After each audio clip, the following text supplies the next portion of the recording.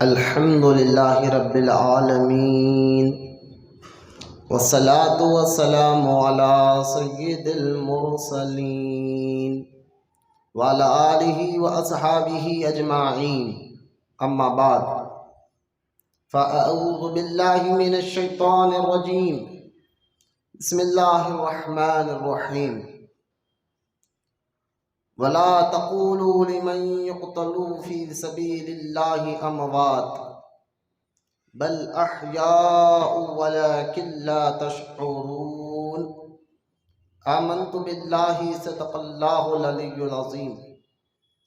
وقال الله تعالى في شان حبيبه الكريم: ان الله وملائكته يصلون على النبي یا ایھا الذین آمنوا صلوا علیہ وسلموا تسلیما۔ اللہم صل علی سیدنا و مولانا محمد وعلی آلہ وصحبہ افضل صلواتک و عدد معلوماتک و بارک وسلم۔ صلاۃ و سلاما علیک یا سیدی یا حبیبی یا رسول اللہ صلی اللہ تعالی علیہ وسلم۔ اما بعد، ہر تعریف اور بڑائی صرف اللہ تعالی کے لیے ہے، جو سارے جہان کا مالک ہے، مختار ہے، اور جو سارے جہان کا پالنہار ہے۔ میں اس بات کی گواہی دیتا ہوں کہ اللہ تعالی کے سوا کوئی عبادت کے لائق نہیں، وہ ایک ہے، اس کا کوئی ساتھی اور شریک نہیں۔ اور میں اس بات کی بھی گواہی دیتا ہوں کہ ہم سب کے پیارے آقا اور مولا حضور پرنور رحمت کونین حضرت سیدنا محمد مصطفیٰ احمد مصطفیٰ صلی اللہ علیہ وآلہ وصحبہ وسلم اللہ تعالیٰ کے آخری رسول اور اس کے برگزیدہ بندے ہیں۔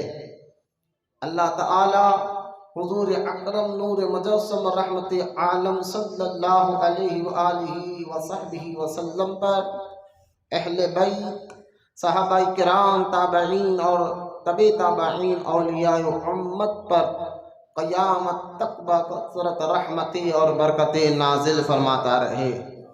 محبت سے ایک مرتبہ سب مل کر درود پاک پڑھ لیجیے۔ اللہم صلی علی سیدنا و مولانا محمد وعلی آلہ وصحبہ افضل صلواتک و اعدد معلوماتک و بارک وسلم۔ صلاۃ و سلاما علیک یا رسول اللہ صلی اللہ تعالی علیہ وسلم۔ معزز سامعین، نوجوان ساتھیوں، السلام علیکم ورحمۃ اللہ وبرکاتہ۔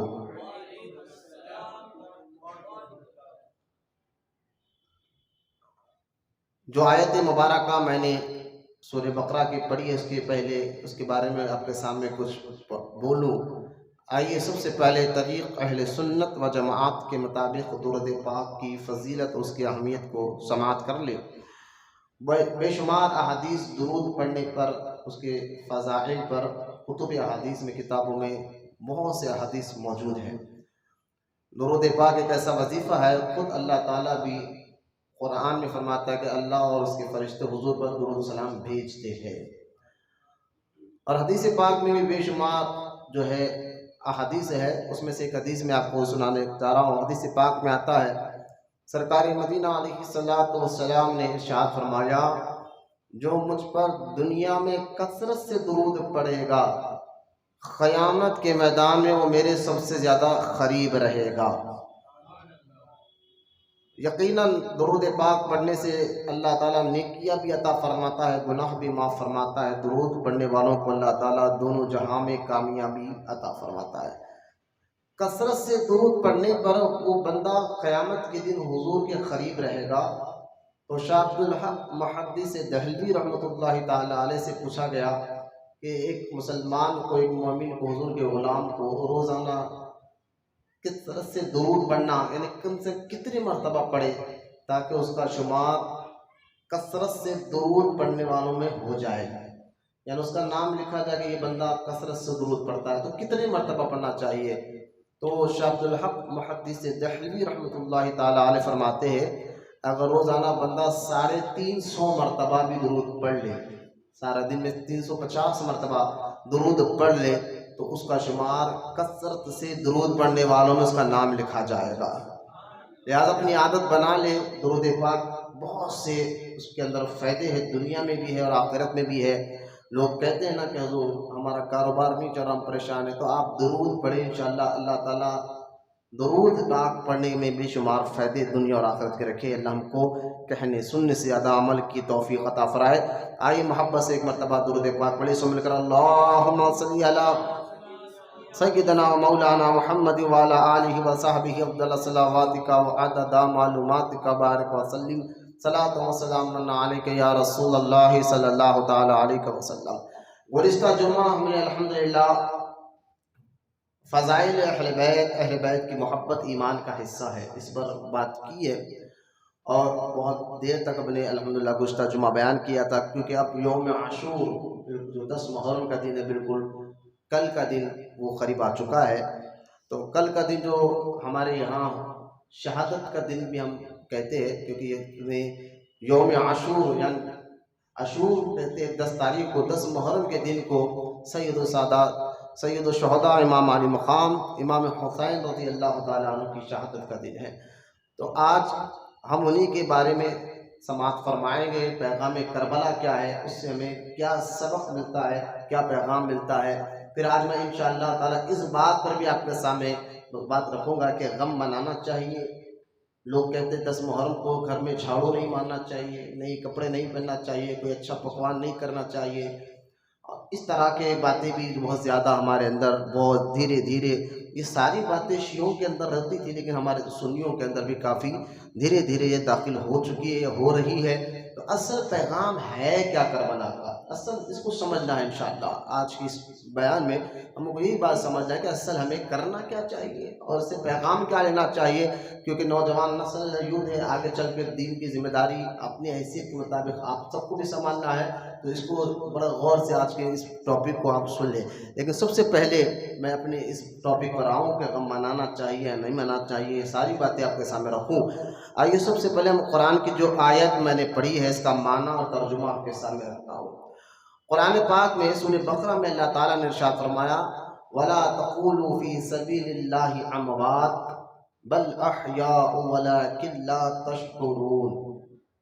اللہ تعالیٰ کا یہ ارشاد مبارکہ ہے کہ جو اللہ کی راہ میں قتل کیے گئے ان کو مردہ مت کہو۔ یہ قرآن کی آیت ذرا غور سے سنیں آپ، جو اللہ کی راہ میں قتل کیے گئے ان کو مردہ مت کہو۔ کیوں کہ اللہ فرماتا ہے بل احیاء ولکن لا تشعرون، وہ زندہ ہے، ان کو یعنی تم کو ان کی خبر نہیں، یعنی اللہ فرماتا ہے وہ زندہ ہے۔ یہ آیت مبارک یعنی یہ آیت میں اللہ پاک نے اللہ کی راہ میں قتل کیے جانے والوں کو مردہ کہنے سے منع فرمایا۔ ارے بھائی ایک بندہ میدان جہاد میں اللہ کے لیے لڑ رہا ہے اور قتل ہو گیا ہے، یعنی اس کے جسم کے ٹکڑے ہو گئے، سر ایک جگہ گرا ہوا ہے، ہاتھ ایک جگہ گرا ہوا ہے، پیر ایک جگہ گرا ہوا ہے، امینی کو تو مردہ کہتے ہیں نا، لیکن ایک کافر ہے، مشرک ہے، وہ لڑ رہا ہے میدان میں، لیکن اللہ فرماتا نہیں، جو یہ تم دیکھ رہے ہو اپنی آنکھوں سے جس کے جسم کے ٹکڑے ٹکڑے ہو گئے ہیں ان کو مردہ مت کہو۔ بولیے محبت سے سبحان اللہ، ذرا غور سے سمجھ میری بات کو میں کیا کہنا چاہتا ہوں، ان کو مردہ مت کہو۔ اور جو بظاہر تمہیں لڑتے نظر آ رہے مشرکی، تو اللہ فرماتا صم بکم عمی، وہ گنگے ہیں، وہ بہرے ہیں، وہ مردے ہیں۔ تو بظاہر جو زندہ ہے تو میدان میں چل رہے ہیں، جو مشرک ہے ان کو اللہ کہتا ہے وہ مردے ہیں، لیکن جو اللہ کے راہ میں لڑتے لڑتے جان دے دی، جسم کے ٹکڑے ٹکڑے ہو گئے، لیکن اللہ کہتا نہیں مردہ کہنا بھی نہیں۔ اب یہاں اس آیت میں اللہ تعالیٰ نے مردہ کہنے سے منع فرمایا۔ اب ان کی زندگی کے بارے میں ہم سمجھیں گے کہ وہ زندہ کیسا رہتا ہے قبر میں آگے انشاءاللہ، تاکہ امام علی مقام کا مقام و مرتبہ کیسی عظیم شہادت انہوں نے اللہ کے لیے دی ہے یہ آپ کو سمجھ میں آ جائے۔ اس آیت میں تو اللہ تعالیٰ نے یہ کہا کہ مردہ مت کہو۔ اب دوسری آیت دیکھیے آپ، چلو آپ کہہ نہیں سکتے، سوچ تو سکتے، خیال چلو کہنے پر تو اللہ تعالیٰ نے پابندی لگا دی، کہنا نہیں ہے آپ کو، لیکن خیال تو آتا ہے نا، ایک ٹکڑے ہو گئے جسم پاک کے، ارے تو مردہ ہے، خیال تو آتا ہے، جسم کسی انتقال ہوتا ہے میت کو دیکھ کے آپ کا خیال تو آتا ہے نا، یہ تو انتقال ہو گیا، ان کا تو انتقال ہو گیا، یہ مر گئے ہیں، یہ تو مردہ ہے. لیکن دیکھیے ایک آیت میں تو اللہ تعالیٰ کہتا ہے ان کو مردہ مت کہو، کہنا منع ہے جو اللہ کی راہ میں شہید ہوئے. دوسری آیت چوتھے پارے کی ہے 8واں رکوع. اللہ تعالیٰ ارشاد فرماتا ہے وَلَا تَحْسَبَنَّ الَّذِينَ قُتِلُوا فِي سَبِيلِ اللَّهِ أَمْوَاتًا بَلْ أَحْيَاءٌ عِندَ رَبِّهِمْ يُرْزَقُونَ.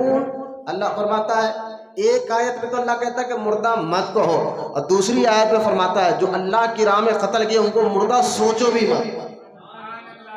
اب یہ آیت میں ذرا غور کرے، ایک آیت میں تو کہتا ہے کہو مت، تو چلو کہنے پر پابندی، سوچیں گے، کہنے میں تو اللہ نے پابندی لگا دی، سوچیں گے خیال آ سکتا ہے، نہ نہ اللہ فرمایا سوچو بھی مت. یہ چوتھے پارے کی آیت ہے، رکوع نمبر 8.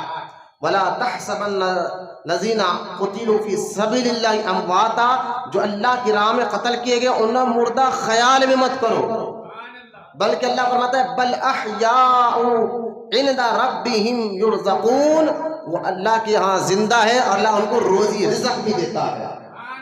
آپ بتائیں کہ جن کو اللہ خود قرآن پاک میں فرماتا ہے کہ وہ زندہ ہے اور اللہ تعالیٰ ان کو رزق بھی عطا فرماتا ہے. اب یہ آیتوں کو آپ ذہن میں رکھیں اور پھر انشاءاللہ آپ کو سمجھ میں آئے گا. شہادت یعنی اللہ کی راہ میں جان دینا، یعنی کہ جان دی ہوئی بھی اسی کی ہے لیکن اسی کے نام پر دینا. شہادت اللہ کی طرف سے اصل میں ایک انعام ہوتا ہے. شہادت جو ہے اللہ کی جانب سے ایک بندے کو ایک انعام ہوتا ہے. ہر ایک کو شہادت کی موت نہیں ملتی، لیکن میں آپ کو جو یہ شہید کے بارے میں آیا ہے کہ جو اللہ کی راہ میں شہید ہوئے، شہید کے بارے میں علماء اکرام فرماتے ہیں شہید کی ایک الگ الگ قسمیں بھی ہوتے ہیں اسلام میں، یعنی درجے بھی ہوتے ہیں. جس طرح دیکھیے آپ انسان ہے پوری دنیا میں، انسان ہونے میں تو پوری ایک ہے لیکن ان میں رتبے ہے. کوئی کافر ہے تو کوئی مسلمان ہے، ٹھیک ہے. پھر اب مسلمانوں میں بھی رتبے ہیں، تو کوئی ان میں قطب ہے، کوئی ابدال ہے، کوئی غوث ہے، کوئی غریب نواز ہے. تو اسی طرح مسلمانوں میں سب سے بڑا درجہ ہمارے آقا علیہ الصلوۃ والسلام کی ذات مبارکہ کا ہے. پھر اس کے بعد صحابہ کرام اور اہل بیت کا ہے، اس کے بعد جو ہے تابعین، تبع تابعین، اولیاء اللہ کا ہے. تو اس طرح یہ درجے ذہن میں رکھیں. رتبے ہے تو انسان ہی لیکن ان کے رتبے مقام برابر نہیں ہے. یہ اگر اور صحابہ کے یعنی انبیاء کے بعد صدیقین کا رتبہ بہت اونچا ہوتا ہے. صدیقین میں ایک الگ گفتگو ہوگی انشاءاللہ جب ابوبکر صدیق رضی اللہ تعالیٰ عنہ کا یوم آئے گا تب صدیق کا لفظ کی اپن بات کریں گے. لیکن انبیاء کے بعد صحابہ کے بعد جو درجہ ہوتا ہے بڑا رتبہ، جیسا کہ بھائی ایک اور آسان کر کے میں سمجھا دوں تاکہ کم بعض ایسے بھی بندے ہوتے ہیں کہ ان کو تھوڑا نیچے اتر کر سمجھانا پڑتا ہے. سمجھانا مقصد ہے تاکہ ان کو آنے والی بات آسانی سے سمجھ میں آ جائے. جیسا کہ پولیس کا محکمہ ہوتا ہے اور اس محکمہ ہے تو سارے گورنمنٹ کے ڈیوٹی کرنے والے سارے پولیس والے ہیں، لیکن کوئی اس میں کانسٹیبل ہے تو کوئی ہیڈ کانسٹیبل ہے تو کوئی جو ہے ایس آئی ہے تو کوئی سرکل ہے تو کوئی اے سی پی ہے. تو دیکھیں ہے تو محکمہ ایک ہی پولیس کا لیکن سب کے رتبے ایک نہیں ہے، رینک کے اعتبار سے رتبے الگ الگ ہو جاتے ہیں. اسی طرح اللہ تعالیٰ کے یہاں تمام انبیاء علیہ الصلوۃ والسلام ہے. نفس نبوت میں ہر اللہ نے سب کو نبی بنایا، جتنے انبیاء دنیا میں آئے کم و بیش 1,24,000، تو ان میں سارے نبی ہونے میں تو برابر ہے لیکن رتبے میں ایک نہیں ہے. سب سے بڑا رتبہ ہمارے نبیوں میں ہمارے آقا علیہ الصلوۃ والسلام کا ہے. تو اس طرح اس کو ذہن رکھیں کہ درجے اللہ تعالیٰ خود دیتا ہے. تو اللہ پاک نے جو درجے عطا فرمائے انبیاء کے بعد صحابہ کے بعد سب سے بڑا درجہ صدیق کا ہوتا ہے. صدیق بھی ایک درجے کا نام ہے. اور اس کے بعد ایک درجہ ہوتا ہے شہید کا، جو آپ ذکر کر سن رہے ہیں شہید کا، شہید اعظم. تو لہٰذا شہادت کا جو درجہ ہے یہ اب صدیق بننا، ایک بندہ صدیق کیسے بنے گا، اس کے لیے کیا کیا چاہیے؟ میں سمجھتا ہوں صدیق بننا بڑا مشکل ہے لیکن شہادت کا رتبہ لینا یہ آسان بھی ہے اور مشکل بھی ہے. شہادت کا رتبہ لینا آسان بھی ہے مشکل بھی ہے. آسان اس لیے ہے کہ بندہ اللہ کے لیے جان دے دے فوراً شہادت کے مقام پر پہنچ جائے. جان کیونکہ سارے انسانوں کو سب سے زیادہ محبت اپنی جان سے ہوتی ہے، اور جب بندہ یہ اللہ کے لیے دے دیتا ہے تو وہ بندہ جو ہے فوراً شہادت کا مقام پا لیتا ہے. یعنی اس کو اللہ تعالیٰ بہت اس کی عزت کو بلند کر دیتا ہے. آپ دیکھیں آج سے 1934 کی یہ بات ہے، 1934 میں، جس کا 2023 چل رہا ہے، میں اس کی بات کر رہا ہوں۔ 1934 کی ایک بات ہے کہ پاکستان کا ایک علاقہ لاہور میں ایک رکشے والا جس کا نام تھا عبدالقیوم خان۔ یہ انٹرنیٹ کی بات بڑی مشہور ہے، پیپروں میں چھپی ہے، میں ایسا نہیں کہ آج ہر انٹرنیٹ کا دور ہے، ہر چیز آپ سرچ کر سکتے ہیں، مل جاتا ہے، انٹرنیٹ کا بھی گوگل پہ بھی مل جاتا ہے، کوئی ڈھکی چھپی بات نہیں ہے۔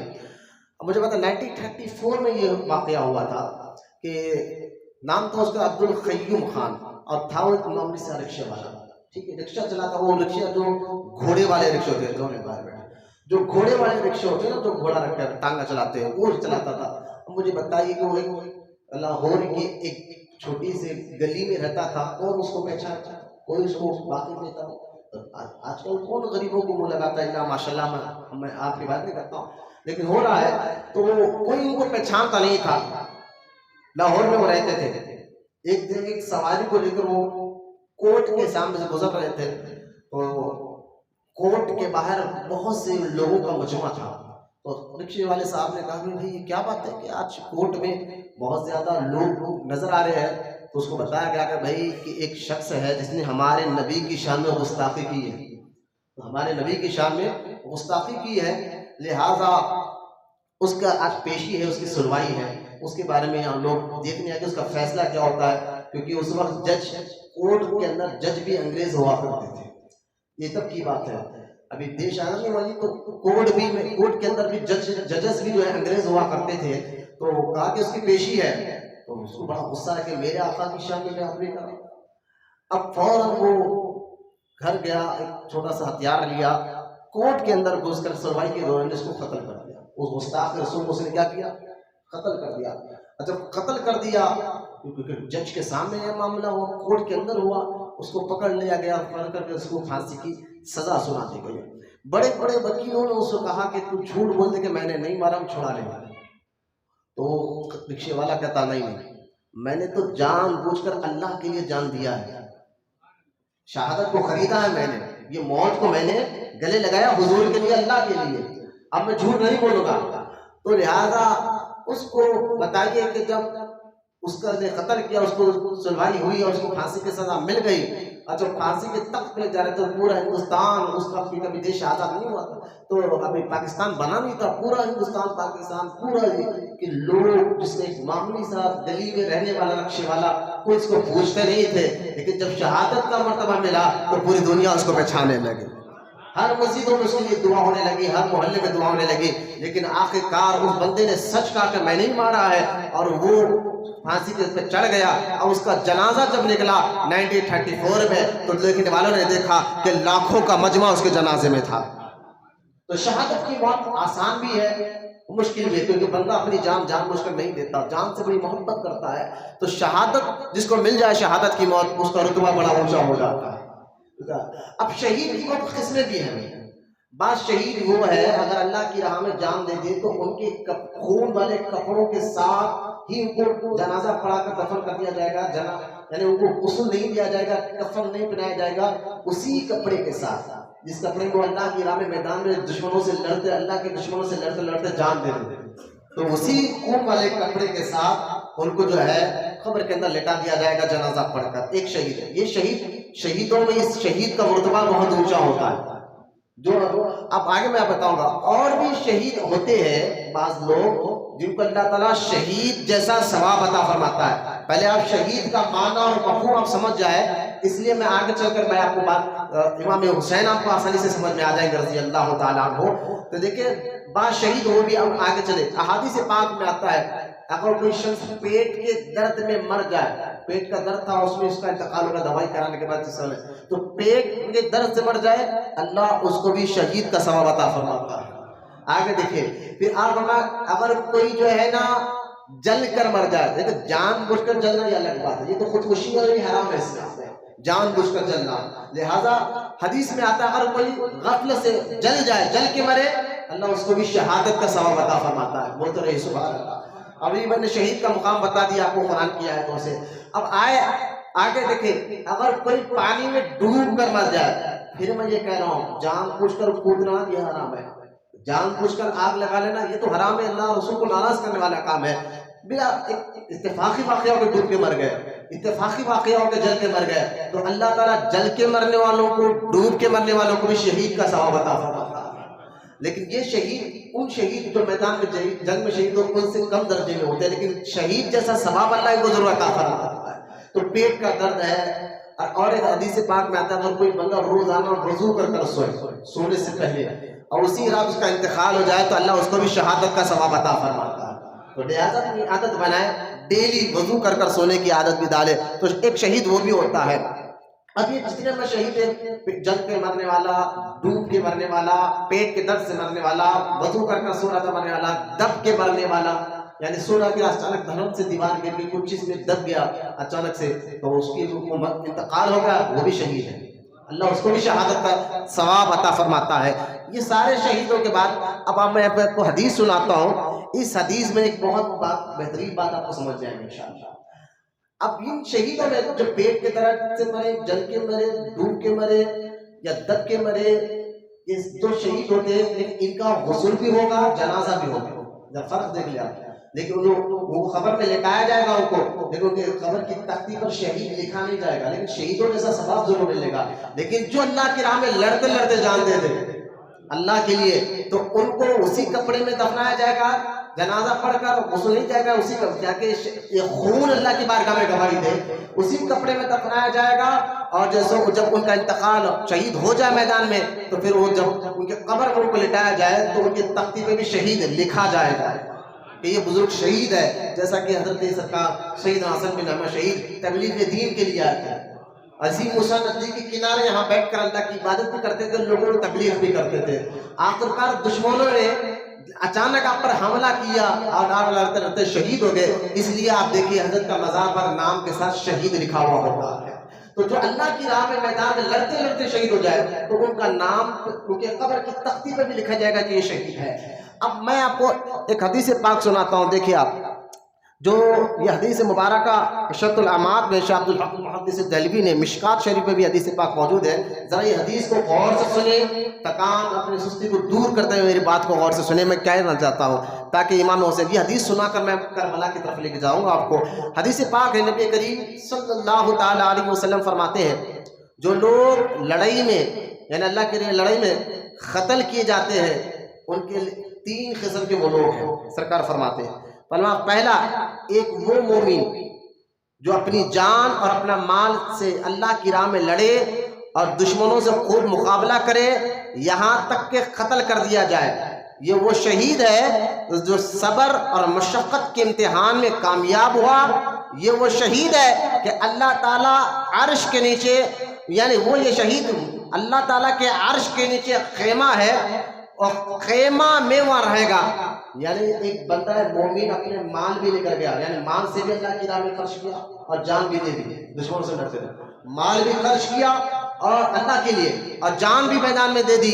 تو اب دیکھیں اس شہید کا مقام کیا ہے، حضور فرماتے ہیں اس کے شہادت کے بعد اللہ تعالیٰ عرش کے نیچے اس کو رکھے گا، اور آگے اللہ کے رسول علیہ السلام فرماتا ہے اس کا جو مقام و مرتبہ ہوگا، یعنی اللہ کے لیے اپنے مال بھی لٹا دیا، جان بھی دے دی میدان میں لڑتے لڑتے، تو حضور فرماتے ہیں ایک تو اس کا مقام یہ کہ وہ عرش کے نیچے رہے گا، دوسرا کہ اس کا درجہ یعنی صرف نبی اس سے بڑے رہیں گے، رتبے میں درجے میں وہ نبی نہیں ہوگا لیکن نبی سے نیچے تو رہے گا، لیکن رتبے میں اتنا اونچا رہے گا صرف اس سے بڑے نبی رہیں گے، نہیں اتنا بڑا، سوائے نبوت کو چھوڑ کر سارے درجے اس کو ملیں گے، جو اللہ کی راہ میں مال بھی دے اور جان بھی دے، بولے محمد صلی اللہ علیہ وسلم۔ اب امام حسین ذہن میں لا لیا جنہوں نے اللہ کی راہ میں مال بھی دے اور جان بھی دی، تو اب آوے اب یہ تو پہلی قسم ہو گیا۔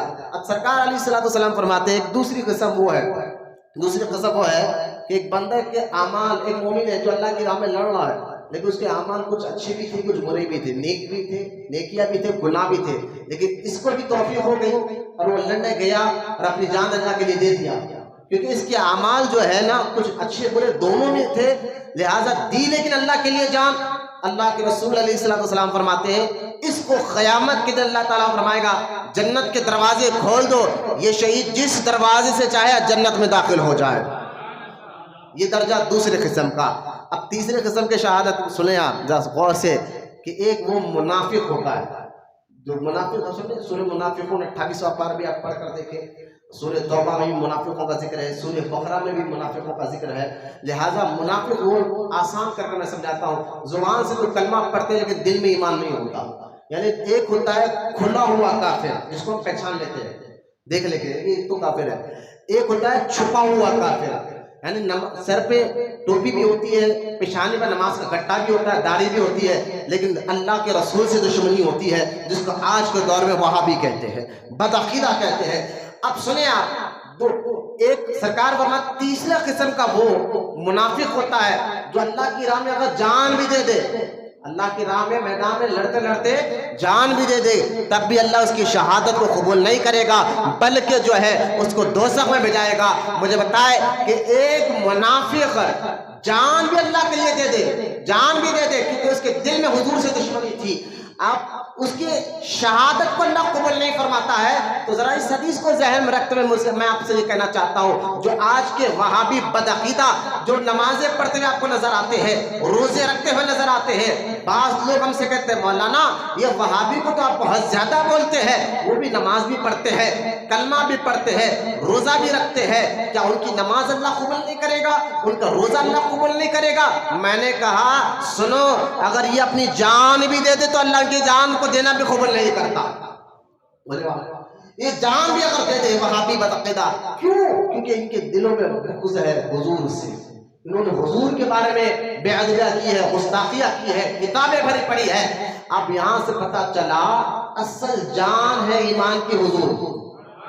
سبحان اللہ, حضور جان ہے ایمان کی, کیونکہ حضور سے جس کو تعلق ہو جائے, سنی کو میں آپ کو ایک بات بتا رہا ہوں, حضور صلی اللہ علیہ وسلم سے جس کو تعلق ہو جائے سنی ان سب سے محبت کرتا ہے, ان سب کی عزت کرتا ہے. اصل تعلق مصطفیٰ جتنا مضبوط ہوگا اتنا اس کو اللہ کی بارگاہ میں قبول کیا جائے گا. آپ کہیں گے کیا آپ کہہ رہے ہیں؟ میں سچ کہہ رہا ہوں, جتنا تعلق آپ کا حضور کے ساتھ مضبوط ہوگا اتنا اللہ کی بارگاہ میں قبول کیے جائیں گے, آپ کے اعمال قبول کیے جائیں گے.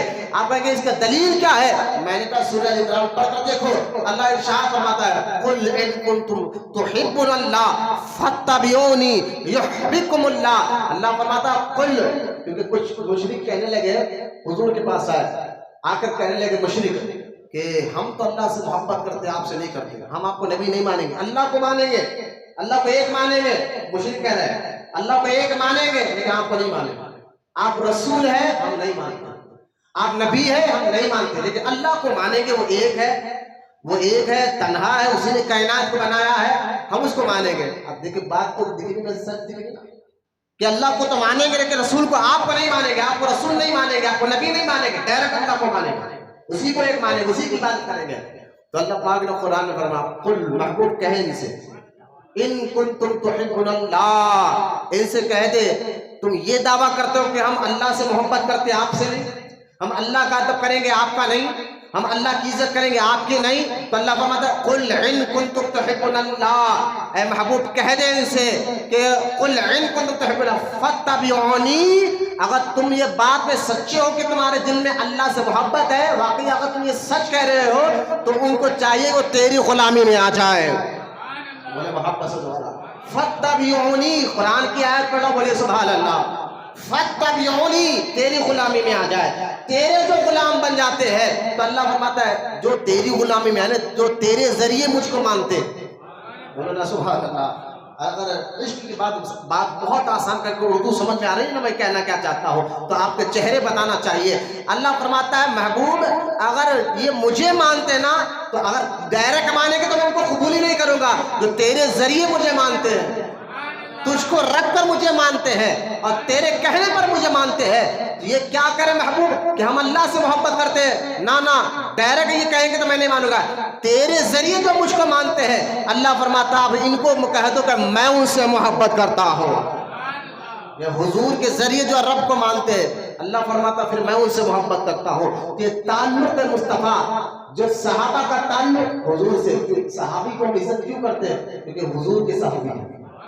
اگر جس کے مسلمان کے دل میں, جن مسلمان کے دل میں عشق رسول ہوگا وہ نہ کبھی صحابہ کا گستاخ ہوگا, میری بات سمجھیے, نہ کبھی نبی کے گھر والوں کا گستاخ ہوگا.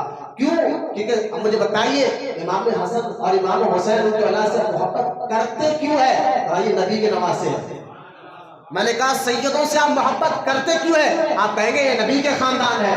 میں نے کہا یہی تو آپ کو سمجھانا ہے. اگر دل میں واقعی نبی سے محبت ہو آپ کے، جس مسئلہ الحمدللہ ہمارے پاس ہے، تو جس کے دل میں واقعی نبی اور رسول سے محبت ہوتی ہے وہ نہ اہل بیت کی گستاخی کرتا ہے نہ صحابہ کی گستاخی کرتا ہے.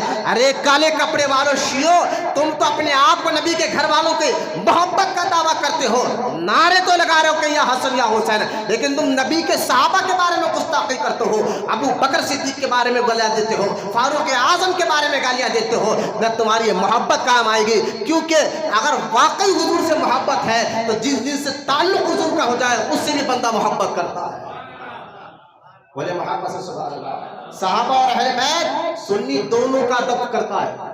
صحابہ اہل بیت یہ دو، میں سمجھانے کے لیے دو کہہ رہا ہوں، صحابہ اور اہل بیت سمجھانے کے لیے آپ کو دو کہہ رہا ہوں، لیکن عقیدے اور نظریے میں یہ ایک ہی ہے. عقیدے اور نظریے میں یہ ایک ہی ہے. سمجھانے کے لیے میں آپ کو دو کہہ رہا ہوں، دو میں آپ کو صرف سمجھانے کے لیے. عقیدے میں یہ ایک ہے، نظریے میں یہ ایک ہے. تو ہم سنی اہل سنت و جماعت، اللہ کا لاکھ لاکھ شکر احسان ہے، ہم دونوں کا بھی ادب کرتے، دونوں سے بھی محبت کرتے ہیں. کیوں؟ کیونکہ میں تو یہی تو کہا نا کہ حضور سے محبت جس کے دل میں ہوگی وہ صحابہ سے بھی محبت کرتا ہے، نبی کے گھر والوں سے بھی محبت کرتا ہے. جہاں یہ محبت کمزور پڑی تو سمجھ جاؤ اگر وہ صحابہ کو گالی دے معاذ اللہ وہ شیعہ ہے، جو نبی کے گھر والوں کے بارے میں گالی دے وہ وہابی ہے، اور جو دونوں سے محبت کرے وہ سنی ہے. یہ ذہن میں رکھ لیجئے. یہ باتیں میں اس لیے بار بار کہہ رہا ہوں. آج ہمارا حیدرآباد دکن کا جو ماحول ہو رہا ہے، لوگ آج کالے کپڑوں والوں کے پاس جا کر ٹھٹیاں بننے کو شرم نہیں آتی، ان کو حیا نہیں آتی. ارے قیامت کے دن اگر حضور کی بارگاہ میں جب یہ کہا جائے گا کہ تم گئے کیوں تھے وہاں پر ٹھٹی باندھنے کے لیے، جو میرے ابو بکر کو گالیاں دیتے تھے، جو لوگ میرے عمر کو گالیاں دیتے ہیں، جو لوگ عثمان کو گالیاں دیتے ہیں، وہاں تم جاتے ہو، وہاں ان کے کاروبار ان کے پاس جا کر ٹھہرتے تھے، تم کچھ جواب نہیں دے سکو گے. میں کہہ رہا ہوں کہ جو نبی کا نہیں وہ ہمارا. کیوں؟ مدینے سے آپ کو محبت کیوں ہے؟ آپ مجھے بتائیں کیوں ہے؟ بولے حضور وہاں ہے. میں نے کہا جس جس کا تعلق حضور سے ہو جائے وہ سنی جو واقعی محبت کرتا ہے نبی اور رسول سے، پھر وہ ان کی عزت بھی کرنے لگ جاتا ہے جس کا تعلق حضور سے ہو جائے. میں نے کہا شہر کو نسبت حضور سے ہو گئی تو پوری دنیا میں سارے سب سے اہم شہر مدینہ پاک ہو گیا. مدینہ پاک ہو گیا کہ ساری کائنات کی جان بہار آرام کر رہے ہیں. تو میں نے کہا وہ تو شہر ہے، وہ تو وہاں کی زمین مٹی ہے جہاں حضور کو نسبت ہو گئی، ہم ان کی عزت کرتے ہیں. تو جو حضور کی اولاد ہے اور جو حضور کے ساتھی ہے، جو حضور کی اولاد ہے، حضور کے ساتھی، جن کو حضور کے ساتھی کو صحابہ کہتے ہیں، حضور کی اولاد کو اہل بیت کہتے ہیں. تو بات سمجھیے، یہ دونوں سے محبت کرنا سنیت ہے. یہ دونوں کے خلاف جانے والا دین سے باہر ہے. تو خیر شہید کے بارے میں نے آپ کو فضائل سنائے. آگے میں آپ کو بتاؤں کہ شہید جب اللہ کی راہ میں جان دیتا ہے تو اس کو جو زخم ہوتا ہے اس زخم کو اس کو احساس تک نہیں ہوتا. بولے محبت سے آپ کہہ رہے ہیں مولانا ان کا سر کٹ گیا لیکن شہید کو تکلیف نہیں ہوتی. ارے ان کا ہاتھ لوگوں نے دشمن نے کاٹ دیا، کہا شہید کو تکلیف نہیں ہوتی. ارے دشمنوں نے کلیجہ پھاڑ کر نکال لیا، کہا شہید کو تکلیف نہیں ہوتی. کیوں؟ کیونکہ جو اللہ کی راہ میں محبت میں مرتا ہے، اللہ کے لیے جان دے دیتا ہے، سر بھی نکل جائے. علماء کہتے ہیں اس کو اتنی تکلیف ہوتی ہے جیسا کہ ایک چونٹی کاٹ رہی ہے، جیسا کہ چونٹی کاٹتی ہے. آپ کہیں گے اس کا کوئی دلیل بھی آپ دے سکتے ہیں؟ میں نے کہا سورہ یوسف پڑھو. آپ یوسف علیہ السلام پر جب الزام لگا گیا تو حضرت یوسف علیہ السلام کے پر جب الزام کو لگانے کی کوشش کے لیے زلیخا کو جامنے اس کلمہ پڑھی ہے، بعد میں ایمان لائی ہے، بی بی زلیخا کا ذکر موجود ہے. جب زلیخا کی سہیلیوں نے کہا کہ تم ایک جو ہے نا اپنے غلام پر فدا ہو گئی ہو، سہیلیوں نے آ کر تانا دیا رانی کو، ملکہ کو، کہ تم ایک نوکر سے تم محبت کرتے ہو. تو زلیخا نے کہا تھا تم نے ابھی میرے یوسف کو دیکھا نہیں، تم یہاں بیٹھو اور میرے یوسف کو دیکھ لو. تو لہٰذا اپنی سہیلیوں کو زلیخا نے بٹھایا اور یوسف سے کہا علیہ السلام سامنے سے گزر جائیے۔ حضرت یوسف علیہ السلام جب سامنے سے گزرے اور ان کی سہیلیوں نے، بی بی زلیخا کی سہیلیوں نے یوسف علیہ السلام کے حسن کو دیکھا، اتنے گم ہو گئے اس میں، اتنے گم ہو گئے کہ ہاتھ میں چھری اور سیف تھا، روایت میں آتا ہے جانے پھل کاٹنے کی وجہ عورتوں نے اپنی انگلیاں کاٹی، جو قرآن کہتا ہے۔ اور آپ کو معلوم ہے کہ عورت کتنی کمزور ہوتی ہے، مان لگنے پر اس کو عورتوں نے یوسف علیہ السلام کو دیکھ کر یار ایسا بھی حسین آدمی ہوتا ہے، ایسا بھی خوبصورت انسان ہوتا ہے دنیا میں، ان کی خوبصورتی کو دیکھ کر عورتوں نے پھل کی وجہ انگلیاں کاٹ لیے، ان کو خبر تک نہیں ہوئی، گم ایسے ہو گئے تھے۔ میں نے کہا جب زلیخا کی سہیلیوں نے یوسف علیہ السلام کے حسن کو دیکھ کر انگلیاں کاٹ گئی، پتہ تک نہیں چلا، تو مجھے بتا جو شہید اللہ کی راہ میں جان دیتا ہے، جب وہ جان دے رہا ہوتا ہے اس کے جال سامنے خدا کی قدرت کے جلوے موجود ہوتے ہیں۔ جو خدا کی قدرت کے جلووں میں گم ہو جائے اس کو کیا موقع ہوگا؟ اس لیے آپ دیکھیں شہید کے بارے میں آتا ہے، شہید کے بارے میں آتا ہے حدیث پاک میں کہ قیامت کے دن مجھے بتایا جنت میں جب بندہ چلے جائے گا انشاءاللہ اللہ کے فضل سے، ہم اپنے اللہ کے فضل اور حضور کی شفاعت پر امید ہیں۔ ہمارے نیکیاں کیا ہے اللہ کی بارگاہ؟ ہم تو کچھ لوگ نیکی بھی ایسی کرتے ہیں تو ان کو پتہ بھی نہیں کہ یہ نیکی ہے یا گناہ ہے۔ اللہ ہمیں سمجھ کی توفیق عطا فرمائے، صحیح دین حاصل کرنے والا بنائے۔ آپ غور کریں کہ میں آپ کو سمجھانا ہی چاہتا ہوں کہ نیکیاں ہم تو سوچ سمجھ کر کرتے ہیں، کرنا بھی چاہیے، کہ ہمیں بہت سے ایسے نیکیاں ہیں جو ہمیں سوچ کر سمجھ کر کرنے کے بعد اس کا فائدہ ہوتا ہے۔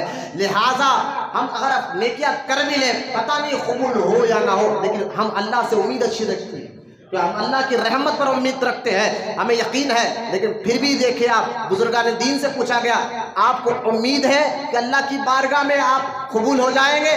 جو بزرگان دین نے 40 سال تک عشاء کے وضو سے فجر کی نمازیں ادا کی، جو ساری زندگی نمازیں نہیں چھوڑے، روزے نہیں چھوڑے، ایسے بزرگوں نے یہ نہیں کہا ارے بھائی میں نے تو نیکیاں بہت کی ہے، نمازیں بہت پڑھے ہیں، روزے بہت رکھے ہیں، اب میں تو جنت میں جاؤں گا ہی جاؤں گا، نہ، بلکہ وہ بزرگان دین یہی کہتے تھے مجھے اللہ کے فضل پر حضور کی شفاعت پر امید ہے، میں جنت میں جاؤں گا اللہ کے فضل سے اور حضور کی شفاعت سے۔ لہٰذا اگر ہم جنت میں چلا بھی جائے، جنت ہے کیا؟ حدیث پڑھ کر دیکھیں، قرآن کی آیتیں پڑھ کر دیکھیں، آپ کے وہم و گمان میں وہ چیزیں نہیں ہوگی، ایسی ایسی چیزیں اللہ نے جنت میں تیار کر رکھی ہیں۔ جب بندہ جنت میں جائے تو وہاں سے نکلنے کو تیار نہ ہو، وہ جنت کے ایک سے ایک اس میں نعمتیں اللہ تعالیٰ نے بنا رکھی ہے۔ لیکن دیکھیں جب سارے جنتی جنت میں چلے جائیں گے اور اللہ تعالیٰ کی طرف سے ندا کرنے والا ایک ندا کر کر کہے گا جنتیوں جنت میں جا چکے ہو، ابھی کوئی خواہش ہے تمہیں؟ کوئی خواہش ہے تمہیں؟ تو جنتیوں کے بارے میں جب حدیث میں آتا ہے، جب اللہ کی جانب سے غور سے سنیا، اللہ کی جانب سے جب یہ اعلان ہوگا تو جنت میں رہنے والے شہیدوں کی روح کھڑی ہوگی۔ یعنی جنت میں ہر ایک سکون ہے، ہر مزہ ہے، لیکن شہیدوں کی روح جنت میں جانے کے بعد کھڑی ہوگی اور کہیں گے یا اللہ جو تیرے نام پر جان دینے میں مزہ ہے، جو تیرے نام پر جان دینے پر مزہ ہے وہ جنت میں نہیں ہے۔ ہم تو چاہتے کہ ہمیں پھر تو جسم دے، ہم پھر دنیا میں جائے اور پھر تیرے نام پہ لڑتے لڑتے جان دے دے۔ شہادت بہت بڑا بھائی، جب حدیث میں آتا ہے موت مومن کے لیے تحفہ ہے، جب عام مسلمان جو یہ بات کو سمجھ جائے موت مومن کے لیے تحفہ ہے، تو مجھے بتائے کہ جو اہل بیت ہے، جو بزرگان دین ہے، وہ امام حسین رضی اللہ تعالیٰ عنہ نے جو موت کو گلے لگایا ہے، شہادت کی موت کو، وہ کیسے انداز میں لگایا ہوگا، کیسے لگایا ہوگا؟ جب عام مسلمان کے لیے حدیث میں آتا ہے کہ مومن کے لیے موت ایک تحفہ ہے، حدیث کو سنیں آپ، مومن کے لیے موت ایک تحفہ ہے، تو جب ایک مسلمان عام مسلمان کے لیے موت تحفہ ہے تو امام حسین کا مقام و مرتبہ کیا ہوگا؟ جس کو بات کو آپ سمجھے۔ لہٰذا شہادت کا ذکر میں نے اس لیے چھیڑ دیا، اب کل شہادت کا دن ہے، امام علی مقام امام حسین رضی اللہ تعالیٰ عنہ، لوگ کہتے نہیں غم کا دن ہے، میں نے کہا غم کا دن کیا ہے؟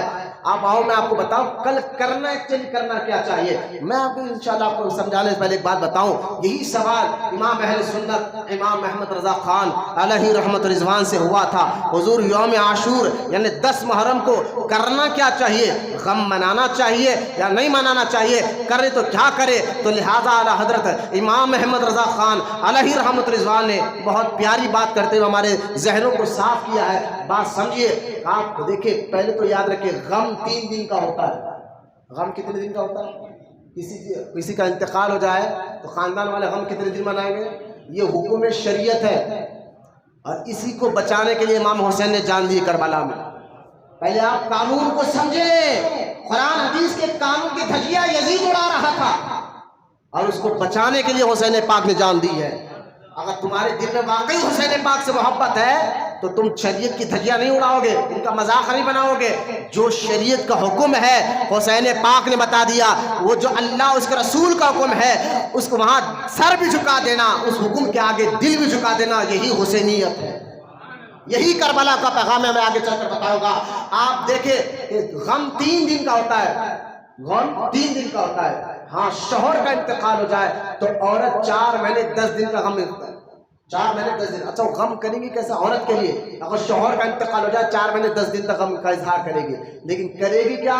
کیا بالا خود میں تھپڑے مارتے رہیں گی 4 مہینے 10 دن تک, یا سینے پر ہاتھ مارتے رہیں گے؟ نہیں, بلکہ غم اسے ایسا اظہار کریں گے کہ نئے کپڑے نہیں پہنیں گے. نئے کپڑے نہیں پہنیں گے. یہ صرف عورت کے لیے مسئلہ ہے. بعض لوگ کہتے ہیں ہمارا انتقال ہم عید منائے. میں نے کتنے پہلے انتقال ہوا؟ بولے 15 دن پہلے. میں نے بالکل منا سکتے ہیں. یہ کیا تم نے نکالا ہے؟ ہم 3 دن کے لیے صرف عورت کے لیے مسئلہ تھا. شوہر کا انتقال ہو جائے تو 4 مہینے 10 دن تک وہ غم کا اظہار کرے, نئے کپڑے نہ پہنے, بلا وجہ گھر کے باہر نہ نکلے. بخار آ جائے, کوئی ارجنٹ کام ہے, وہ الگ بات ہے. یہ صرف عورت کے لیے میرے بھائی, ہم اور مردوں کے لیے نہیں ہے. پہلے یہ غم کا شرعی قانون میں نے آپ کو بتا دیا, اس کو ذہن میں رکھیں گے. یہ قانون سب کے لیے ہے, کیونکہ قانون کوئی ملا نے نہیں بنایا, کوئی مفتی نے نہیں بنایا, اللہ اس کے رسول نے بنایا.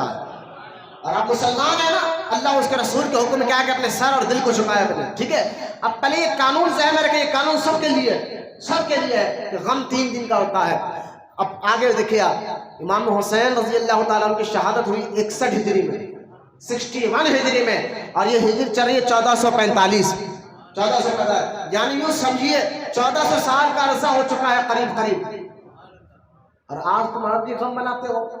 یہ بات غم نہیں منائے گئے. اب کرنا کیا ہے؟ یہی تو اعلیٰ حضرت سے پوچھا گیا حضور غم منانا چاہیے یا نہیں منانا چاہیے؟ کیونکہ 10 محرم کو عموماً ہم گھروں میں جھاڑو نہیں مارتے, 10 محرم کو عموماً ہم گھروں میں نئے کپڑے نہیں پہنتے, فلا کام نہیں کرتے. تو اعلیٰ حضرت رحمۃ اللہ تعالیٰ علیہ فرماتے ہیں کہ زبردستی اپنے اندر غم لانا یہ شیعوں کا طریقہ ہے. 10 محرم کو زبردستی غم لے کر آنا یہ شیعوں کا طریقہ ہے. زبردستی اپنے اندر غم پیدا مت کرو. لیکن ہاں خود بخود غم آ جائے, کیونکہ امام نے دین بچانے کے لیے جان دے دی ہے. اسلام آگے میں بتاؤں گا کیا بعض اس پر بھی لوگ اعتراض کرتے ہیں نہیں امام نے دین بچانے کے لیے. میں نے کہا مجبیٹ خارجی, تجھے کیا پتا ہے حسین پاک نے جو جان دی ہے اس سے دین کا کتنا بڑا فائدہ ہوا ہے. لہٰذا آپ دیکھیں غم اگر خود بخود زبردستی لائے یہ جائز نہیں ہے, لیکن دل میں قدرتی طور پر غم رہے اس کا انکار بھی نہیں کیا جا سکتا. کہ امام نے اپنے بچوں کو شہید کر دیا, اپنے بھانجوں کو شہید کر دیا, اپنے بھتیجوں کو, سب کو شہید ہوتا ہوا دیکھا, لیکن یزید کے ہاتھ میں صرف ہاتھ اس نے نہیں دیا. ذہن میں رکھے کہ صرف اور صرف یزید شریعت کا مذاق اڑا رہا تھا, دین کا مذاق اڑا رہا تھا. اس نے نمازوں کا مذاق بنایا تھا, اس نے شراب کو حلال جانا تھا. جو دین کا مذاق اڑائے, شریعت کا مذاق اڑائے, حسین پاک نے کہہ دیا میں اس کے ہاتھ میں ہاتھ نہیں دے سکتا. اس بات کو سمجھے, اس لیے ہند الولی عطا رسول حضرت سیدنا خواجہ غریب نواز رضی اللہ تعالیٰ عنہ فرماتے حسین کیا ہے؟ غریب نواز فرماتے ہیں, مولانا سبحان اللہ. خواجہ ہند الولی عطا رسول فرماتے ہیں, آؤ غریب نواز کے منہ سے سنو حسین کیا ہے. غریب نواز فرماتے ہیں شاہ است حسین. بولے بہت پس سبحان اللہ. شاہ است حسین, بادشاہ است حسین.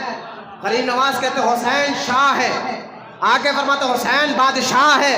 پھر آگے غریب نواز نہیں آگے سنو, غریب نواز فرماتے دین است حسین. حسین دین ہے, حسین دین ہے. میں یہ کیا غریب نواز نے کہہ دیا، میں آگے اس کی شرح کر بتاؤں گا انشاءاللہ، اللہ توفیق دے۔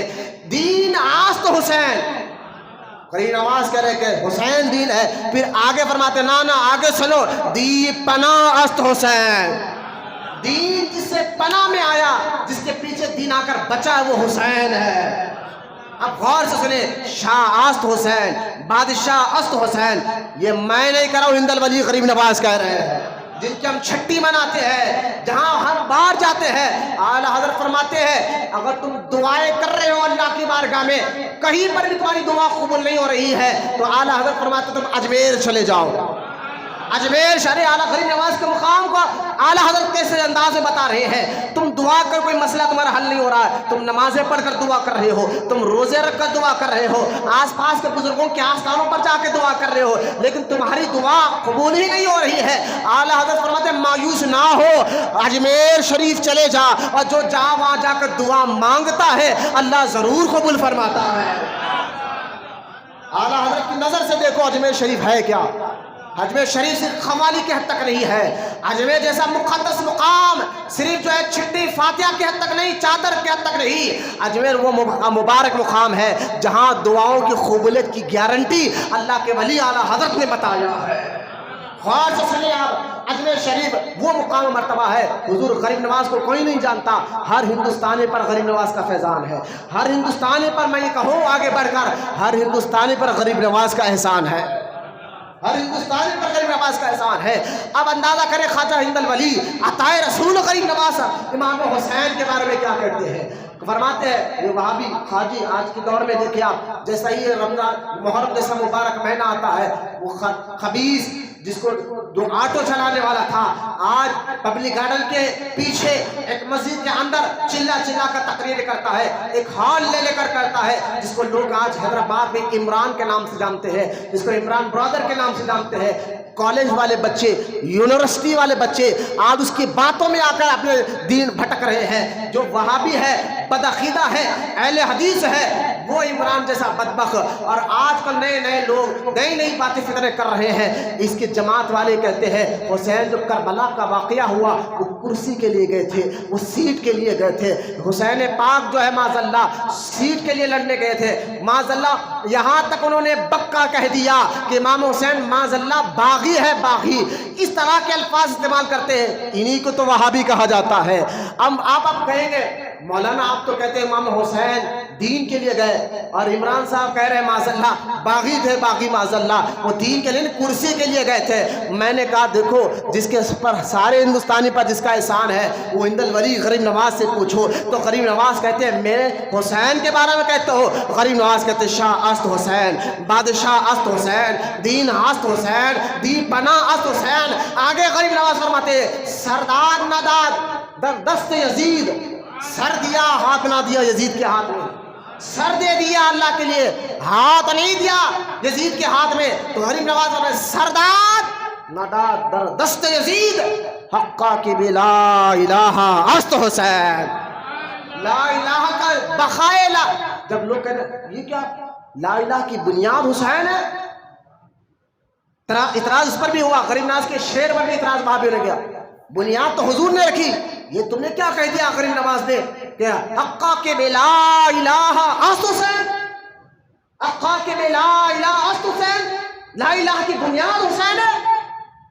میں نے کہا ابھی غریب نواز کے مطلب سمجھا نہیں، ہمارے دادا کو حضور تاج الشریعہ سے پوچھا گیا، بولے نا سبحان اللہ، حضور تاج الشریعہ علیہ رحمت رضوان سے جب پوچھا گیا حضور یہ کیا بولنا درست ہے حقا کی بے لا الہ است حسین، تو حضور تاج الشریعہ، آج لوگ کہتے ہیں بریلی والے اجمیر والوں کے گستاخ ہوتے ہیں، میں نے کہا یہ شرم سے ڈوب مرو، ارے یہ بریلی ہے جو بزرگوں کا مقام و مرتبہ بتاتا ہے۔ لہذا حضور تاج الشریعہ مفتی اختر رضا خان علیہ رحمت رضوان سے جب سوال ہوا حضور یہ بتائیے یہ شعر پڑھا جائے گا کہ حقا کے بلا الہ است حسین، تو حضور تاج الشریعہ ادب میں آ گئے، فرمایا غریب نواز کا شعر ہے، کہا اس کا معنی کہ بنیاد حسین لا الہ کی، اس کا معنی کیا ہے بتا کیا ہے، تو اعلیٰ حضور تاج الشریعہ نے فرمایا اس کا معنی مطلب یہ ہے کہ اس کا معنی یوں سمجھو بقائے لا الہ است حسین، مولانا سبحان اللہ، بنیاد تو لا الہ کی حسین ہے لیکن اس کو باقی رکھنے، بنیاد تو لا الہ کی حضور ہے لیکن اس کو باقی رکھنا، کلمے کو باقی رکھنے والے حسین ہے۔ مولانا محبت سے سبحان اللہ، یہ حضور تاج الشریعہ فرماتے ہیں بقائے لا الہ است حسین۔ بولو یار محبت سے سبحان اللہ۔ یہ ہے ابھی میں پس منظر میں آپ کو بات کر رہا تھا، لہٰذا کربلا کا جو شہادت کا جو مقام امام علی مقام سید الشہداء رضی اللہ تعالیٰ عنہ کا ہے، کل کا دن کرنا کیا ہے؟ میں نے کہا روزہ رکھو۔ حضور غوث پاک سے پوچھا گیا ہم منائے؟ پیروں کے پیر کہہ رہے ہیں، غوث اعظم دستگیر کہہ رہے ہیں۔ اپنی کتاب غنیۃ الطالبین میں غوث اعظم فرماتے ہیں نا نا نا، یہ غم منانا، سینے پھٹکنا، میں بھی وہ بھی حوالہ لایا ہوں، یہ کب سے آیا ہے، کب سے یہ شیعوں نے رائج کیا ہے، لیکن میں آپ کو بتاؤں غوث پاک کا یہ قول غنیۃ الطالبین میں موجود ہے اپنی کتاب میں۔ غوث اعظم سے کہا گیا کہ غم منانا چاہیے یوم عاشور کو، 10 محرم کو۔ غوث اعظم نے فرمایا کہ یوم عاشور تو وہ مبارک دن ہے، بڑے بڑے انبیاء علیہ السلام کو اللہ نے جو انعام دیا ہے وہ 10 محرم کو دیا ہے۔ آدم علیہ السلام کی توبہ 10 محرم کو قبول، یہ میں نہیں غوث پاک کہہ رہا ہے کہ 10 محرم کو آدم علیہ السلام کی توبہ قبول ہوئی، ابراہیم علیہ السلام کی آنکھ ٹھنڈی ہوئی 10 محرم کا دن تھا، حضرت نوح علیہ السلام کی کشتی صحیح سلامت کنارے آ گئی 10 محرم کا دن تھا، حضرت آپ اندازہ کہ موسیٰ علیہ السلام کے دور میں فرعون جب مرا، فرعون جس سے موسیٰ علیہ السلام کی قوم کو بہت بڑی راحت ملی، وقت کا فرعون جب غرق ہو گیا اللہ نے فرعون کو ہلاک کیا، وہ بھی 10 محرم کا دن تھا۔ لہٰذا 10 محرم کو پہلے سے بہت ہی مبارک دن ہے، اور اسی 10 محرم کو غوث پاک فرماتے ہیں سید الشہداء امام حسین رضی اللہ تعالیٰ عنہ کی شہادت ہوئی ہے۔ لیکن پوچھا کہ حضور غم منانا چاہیے تو غوث پاک کہتے ہیں نہیں نہیں، غم اس طرح نہ مناؤ تو رافضی مناتے ہیں، جس طرح شیعہ مناتے ہیں۔ آپ فرماتے ہیں غوث پاک اگر غم منانا ہمارے پاس برسوں برس جائز بھی ہوتا تو غوث پاک فرماتے ہیں سب سے بڑا غم کا دن جو 10 محرم یوم عاشوراء کا نہیں ہے، غوث پاک فرماتے سب سے بڑا مسلمانوں کے لیے اگر غم منانا ہر سال ہر وقت صحیح ہوتا تو غوث پاک فرماتے ہیں سب سے بڑا دن غم کا پیر کا دن ہوتا، پیر کا دن ہوتا۔ پوچھا گیا حضور کیوں؟ کہا یہ وہ دن ہے، اسی دن کو سارے نبیوں کے سردار رحمت کونین صلی اللہ علیہ وسلم دنیا سے تشریف لے کر گئے ہیں، حضور دنیا سے گئے ہیں، پیر کا دن تھا، 12 ربیع الاول کا دن تھا۔ لیکن مجھے بتائیے ہر وقت میلاد کے مہینے میں ہم غم نہیں خوشی مناتے ہیں، کیونکہ غم منانا ہی نہیں ہے تو غم کیوں؟ غم تو مردوں کا مناؤ، بولو نا، غم مردوں کا بناؤ، جس کو قرآن خود کہتا ہے کہ زندہ ہے، جو حسین زندہ ہے، ہم کیا؟ لہذا غم جس طرح غم شیعہ منا، میں اس کے خلاف ہوں، میں کہتا ہوں اگر کوئی ادب ہے کہ مولانا 10 محرم تک ہم کوئی شادی کا کام نہیں کرتے گھر میں، میں نے کہا اچھی بات ہے، یہ ادب ہے، آپ کا ادب ہے، لیکن اس کو لازم کرو نہیں، لیکن ادب ضرور کرو، عزت ضرور کرو، کیونکہ 10 محرم کو 7 محرم سے پانی بند ہوا، 3 دن کے بھوکے پیاسے کربلا میں امام پاک نے اپنے بچوں کی، اپنے بھانجوں بھتیجوں کی اولاد کو دے کر بقا کیا ہے، یعنی دین کو بچایا ہے، دین کو زندہ کیا ہے۔ اس لیے کیا ہے نا، قتل حسین اصل میں مرگ یزید ہے، قتل حسین اصل میں مرگ یزید ہے، اسلام زندہ ہوتا ہے ہر کربلا کے بعد، یہی غریب نواز سمجھانا چاہتے ہیں۔ آپ بتائیں کہ حضرت امام علی مقام امام حسین رضی اللہ تعالیٰ عنہ، ارے بھائی جن کے بارے میں کئی احادیث پاک آئے ہیں، ایک نہیں درجنوں حدیث پاک ان کے فضائل میں آئے ہیں، درجنوں اہل بیت کے بارے میں، یہاں تک کہ اللہ کے رسول صلی اللہ علیہ وسلم فرماتے ہیں اس وقت تک تمہارا ایمان مکمل نہیں ہو سکتا جب تک تم اپنی جان سے زیادہ مجھ سے محبت نہ کرو، اپنی جان سے زیادہ حضور سے محبت کرنا، اور آگے حضور فرماتے ہیں مجھ سے محبت کرو اپنی جان سے زیادہ، اور فرماتے ہیں میرے خاندان سے محبت کرو اپنے خاندان سے زیادہ، اور میری اولاد سے محبت کرو اپنی اولاد سے زیادہ۔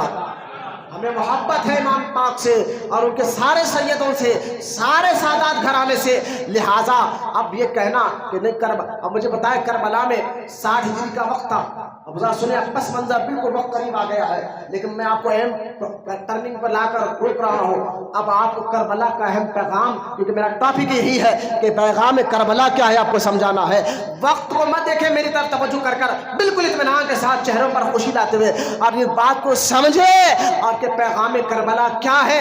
پیغام کربلا یہ نہیں ہے کہ ہاتھ میں کالے کپڑے پہن لے جائے، جسم پر کالے کپڑے پہن لے جائے، یہ پیغام کربلا نہیں ہے کہ تھپڑے منہ پہ مار لیے جائے، یہ کربلا کا پیغام نہیں ہے کہ ماتم کیا جائے، یہ کربلا کا پیغام نہیں ہے اپنے آپ کو کاٹا جائے، بلکہ کربلا کا پیغام کیا ہے کہ یزید کیا تھا، حسین کیا تھا، یزید کی سوچ کیا تھی، حسین پاک کی سوچ کیا ہے، اس کو سمجھنا ہی کربلا کا پیغام ہے۔ اب سمجھے اس سوچ کو آپ سمجھے۔ اور جہاں پر میں آپ کو بتاتا چلوں کہ شیعہ کیسے ہے، وہابی کیسے ہے، ان دونوں سے ہٹ کر سنی کیسا ہے، اس کو بات بتاتا چلوں۔ آپ دیکھیں 60 ہجری کا وقت تھا، اب یہ 60 ہجری جو ہے نا بڑا 61 ہجری یا 60 ہجری روایت میں دو روایت ملتے ہیں، 60 ہجری اس کا 1445 ہجری چل رہی ہے، یہ 60 ہجری کا وقت تھا۔ اور اس وقت میں بڑے بڑے اکابر تمام صحابہ دنیا سے تشریف لے گئے۔ ابو بکر پردہ فرما چکے، فاروق اعظم پردہ فرما چکے، عثمان غنی پردہ فرما چکے تھے، مولا علی وہ بھی پردہ فرما چکے تھے، امام حسن وہ بھی شہید ہو چکے تھے، اب تھے امام حسین رضی اللہ تعالیٰ عنہ اجمعین۔ اور ادھر ملک شام پر امیر معاویہ رضی اللہ تعالیٰ عنہ کا بھی انتقال ہوا۔ امیر معاویہ یزید کے والد ہے، صحابی ہے، جنتی ہے، بولے محمد صلی اللہ علیہ وسلم۔ معاویہ بن ابی سفیان رضی اللہ تعالیٰ عنہ صحابی ہے۔ لوگ کہتے ہیں نہیں، میں کہا کالے کپڑے شیعوں کی بات میں نہیں کر رہا ہوں، نہ وہابی کی کر رہا ہوں، اپنے آپ کو سنی کہنے والے بھی کہتے ہیں معاویہ کا ذکر کیوں کر دیا آپ نے محرم کے دن؟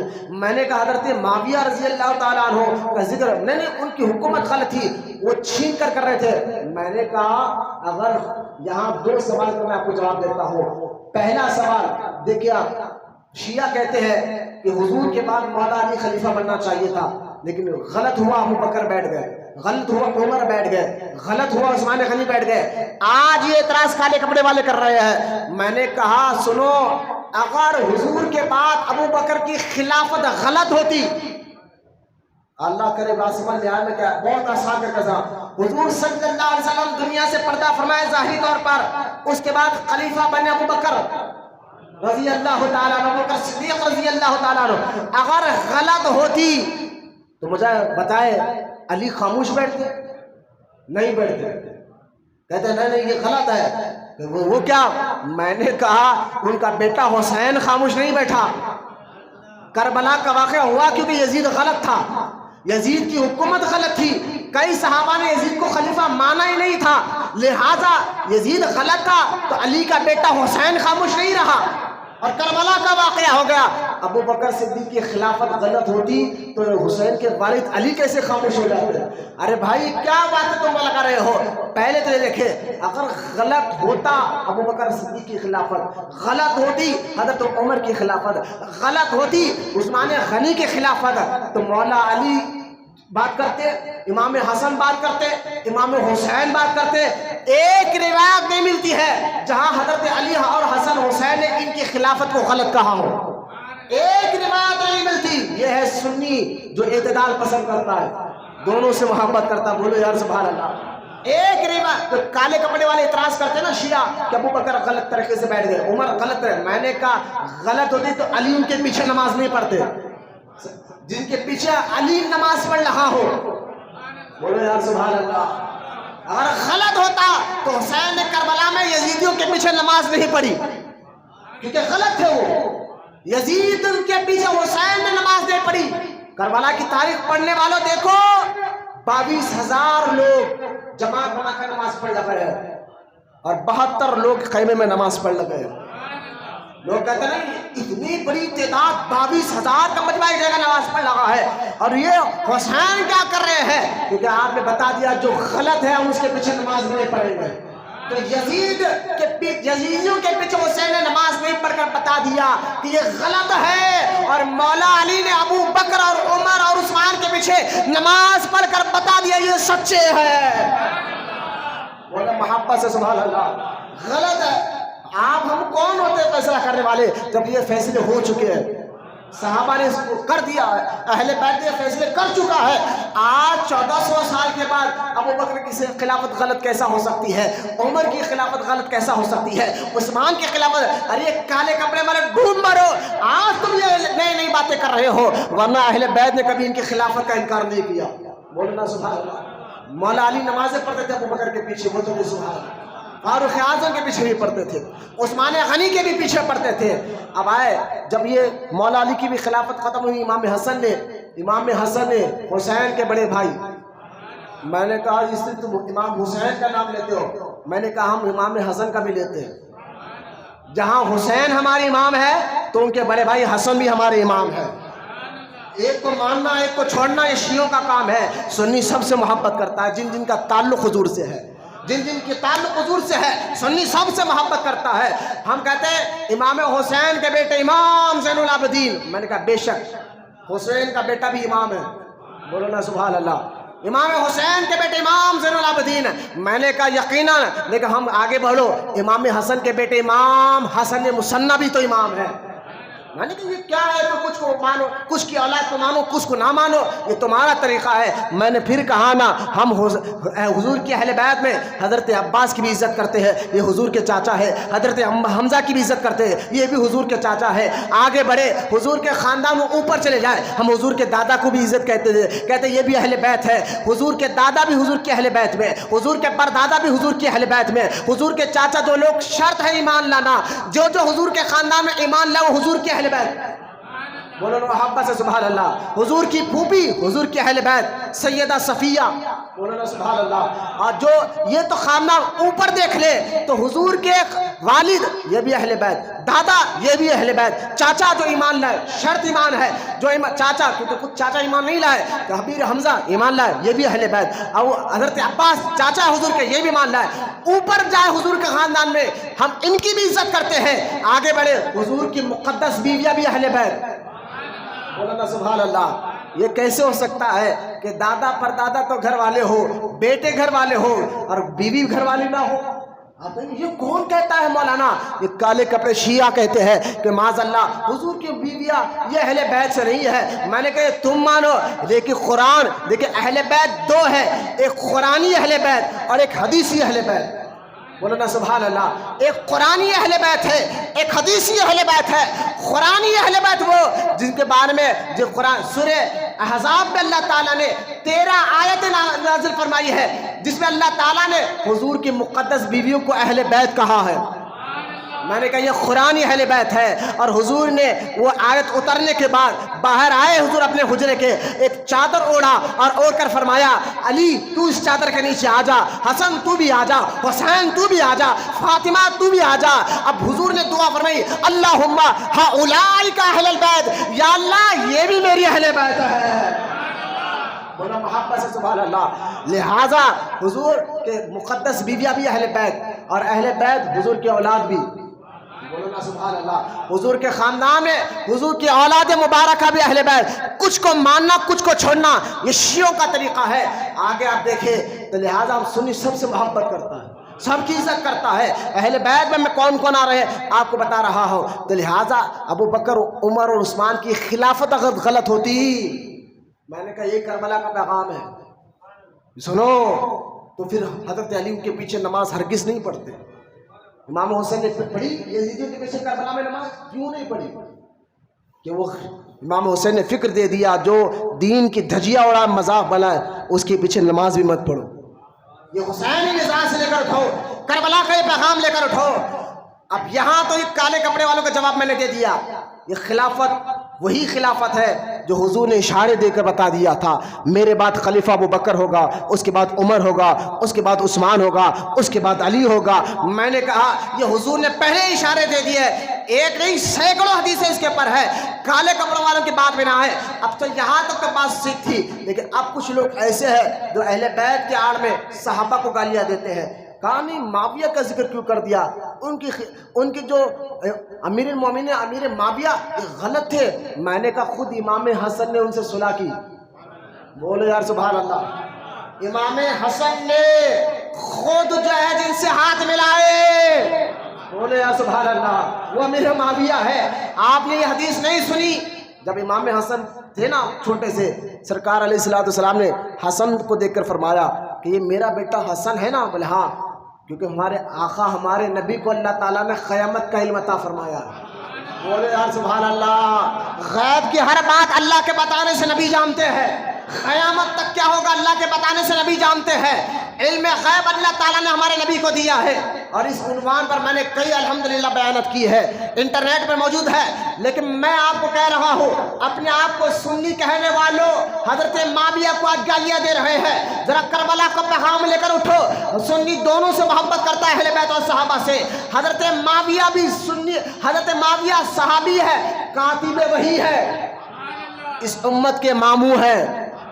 حضرت معاویہ کی سگی بہن ام حبیبہ حضور کی مقدس بیوی ہے۔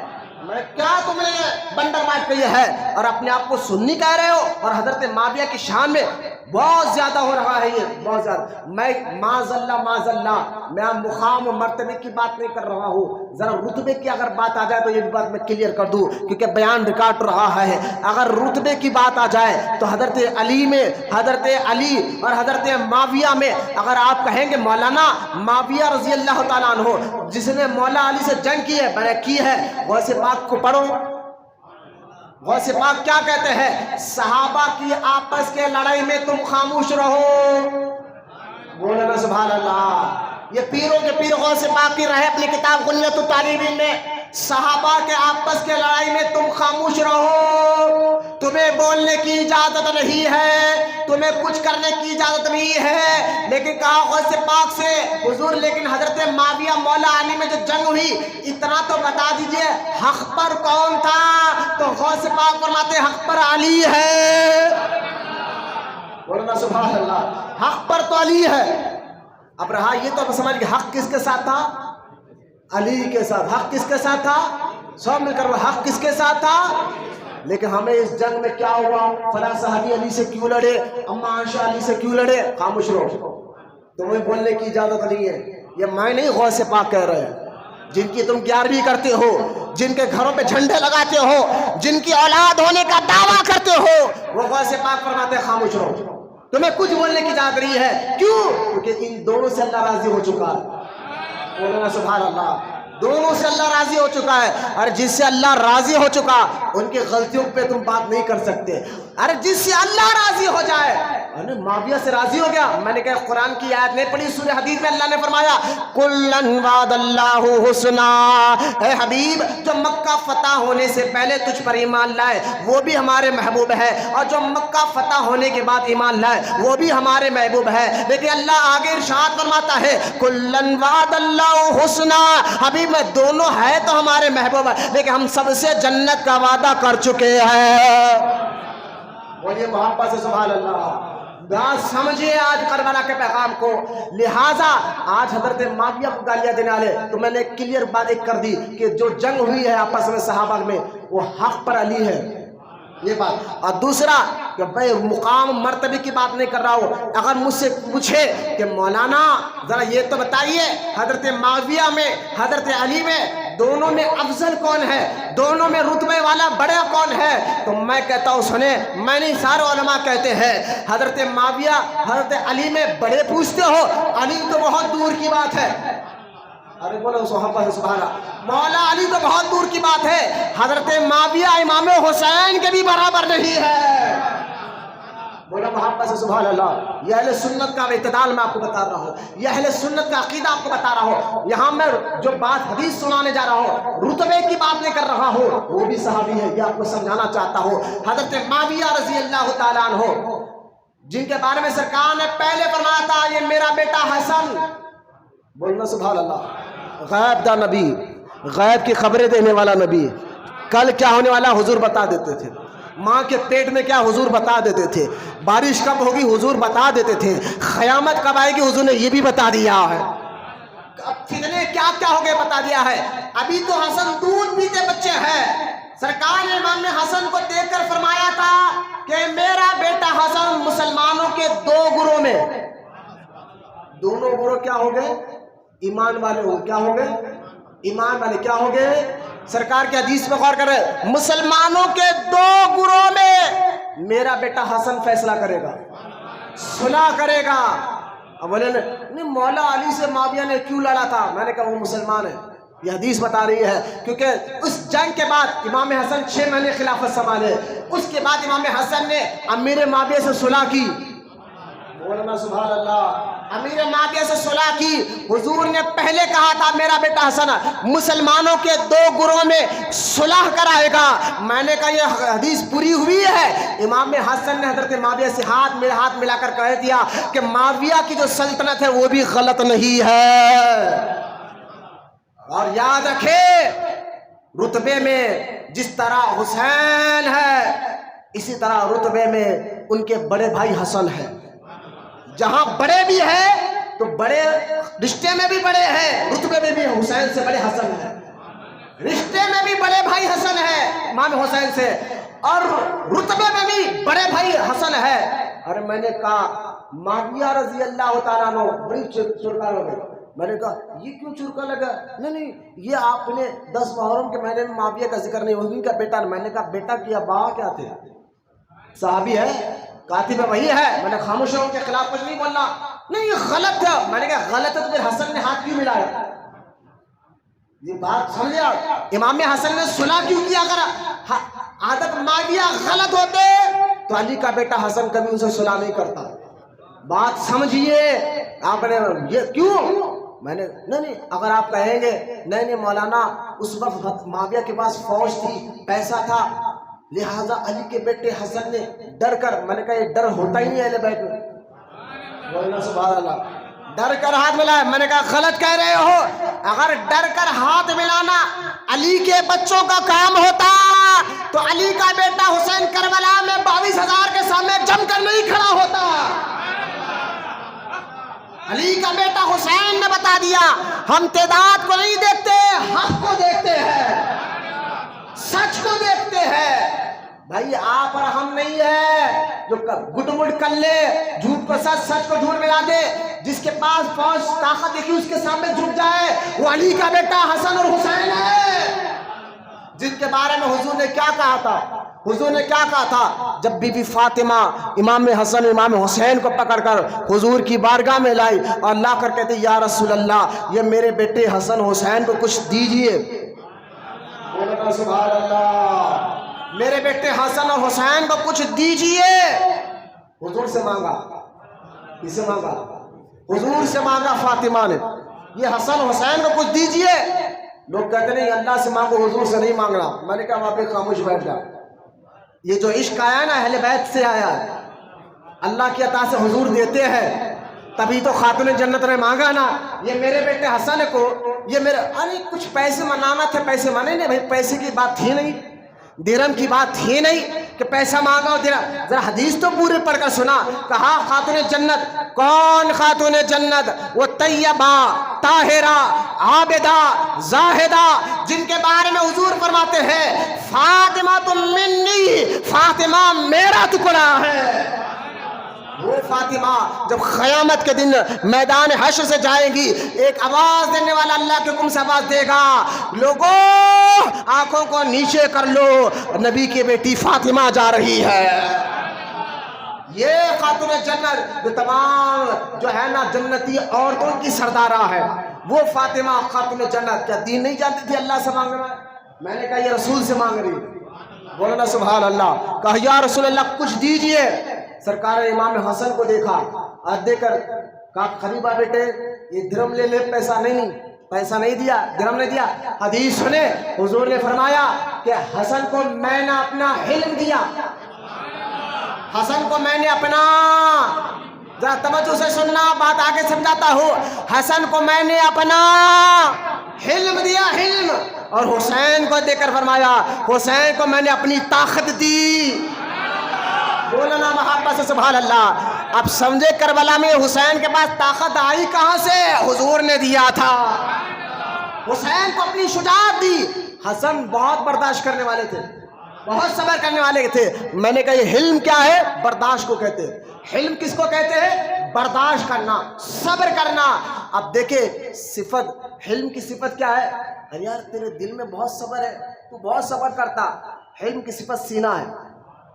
حلم کی صفت کیا ہے؟ سینہ ہے، یہ سینہ جو قوت برداشت کرتا ہے، بندہ کہے میں برداشت کر رہا ہوں دل سے، سینے میں برداشت، تو سینے برداشت اور حلم کی صفت دل ہے، وہ حسن کے پاس آئی، جیسا میرے سرکار نے کہا ویسی آئی۔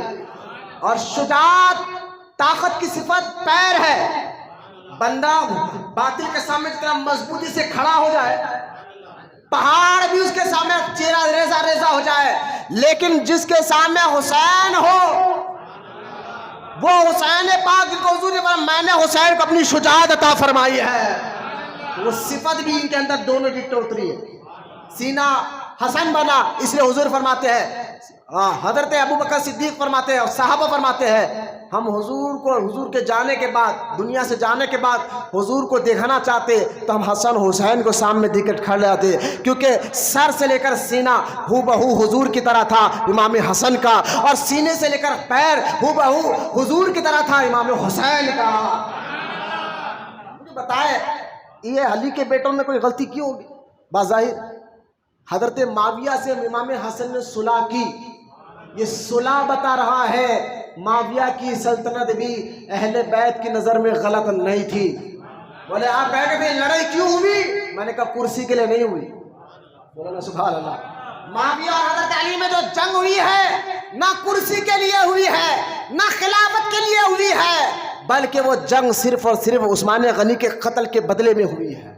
وہ قتل کا بہت ٹاپک بہت دور چلے جائے گی، لہٰذا امام حسن نے بتا دیا حضرت معاویہ سے صلح کرنا کہ یہ حق پر ہے، اگر غلط ہوتے اللہ نہ کرے اللہ نہ کرے، حضرت معاویہ کیوں چیڑ ہو رہی ہے اپنے آپ کو حسنی حسینی اولاد کہتے ہوئے، کہتے معاویہ کا ذکر کیوں کر دیا؟ میں نے کہا امام حسن نے صلح کی۔ درود پاک پڑھ، جانے دیجیے ان کو، جانے دیجیے، آپ لوگ میرے طرف توجہ کریں، درود شریف پڑھیے۔ اللہم صلی علی سیدنا محمد معدن وجود۔ مسجد میں بیٹھے رہنا بھی عبادت ہے، شاید ان کو کچھ تکلیف تھی، آپ میرے پر توجہ دیجیے۔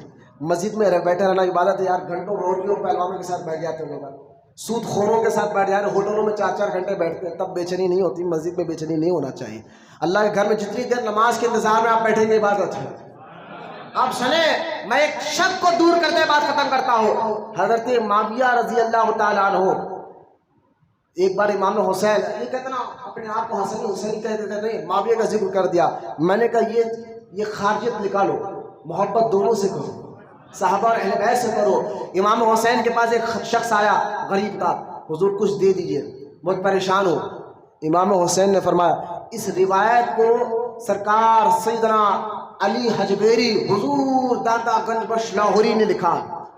کون داتا گنج بخش لاہوری؟ جن کے روزے پر غریب نواز جا کر دعا کرتے ہیں۔ مولانا سبحان اللہ، جس کے روزے کی زیارت کے لیے غریب نواز گئے ہو وہ داتا گنج بخش لاہوری۔ بیٹھ جائیے، جہاں کھاندے پھیلا کے مت آئیے، جہاں جگہ میں بیٹھ جائیے۔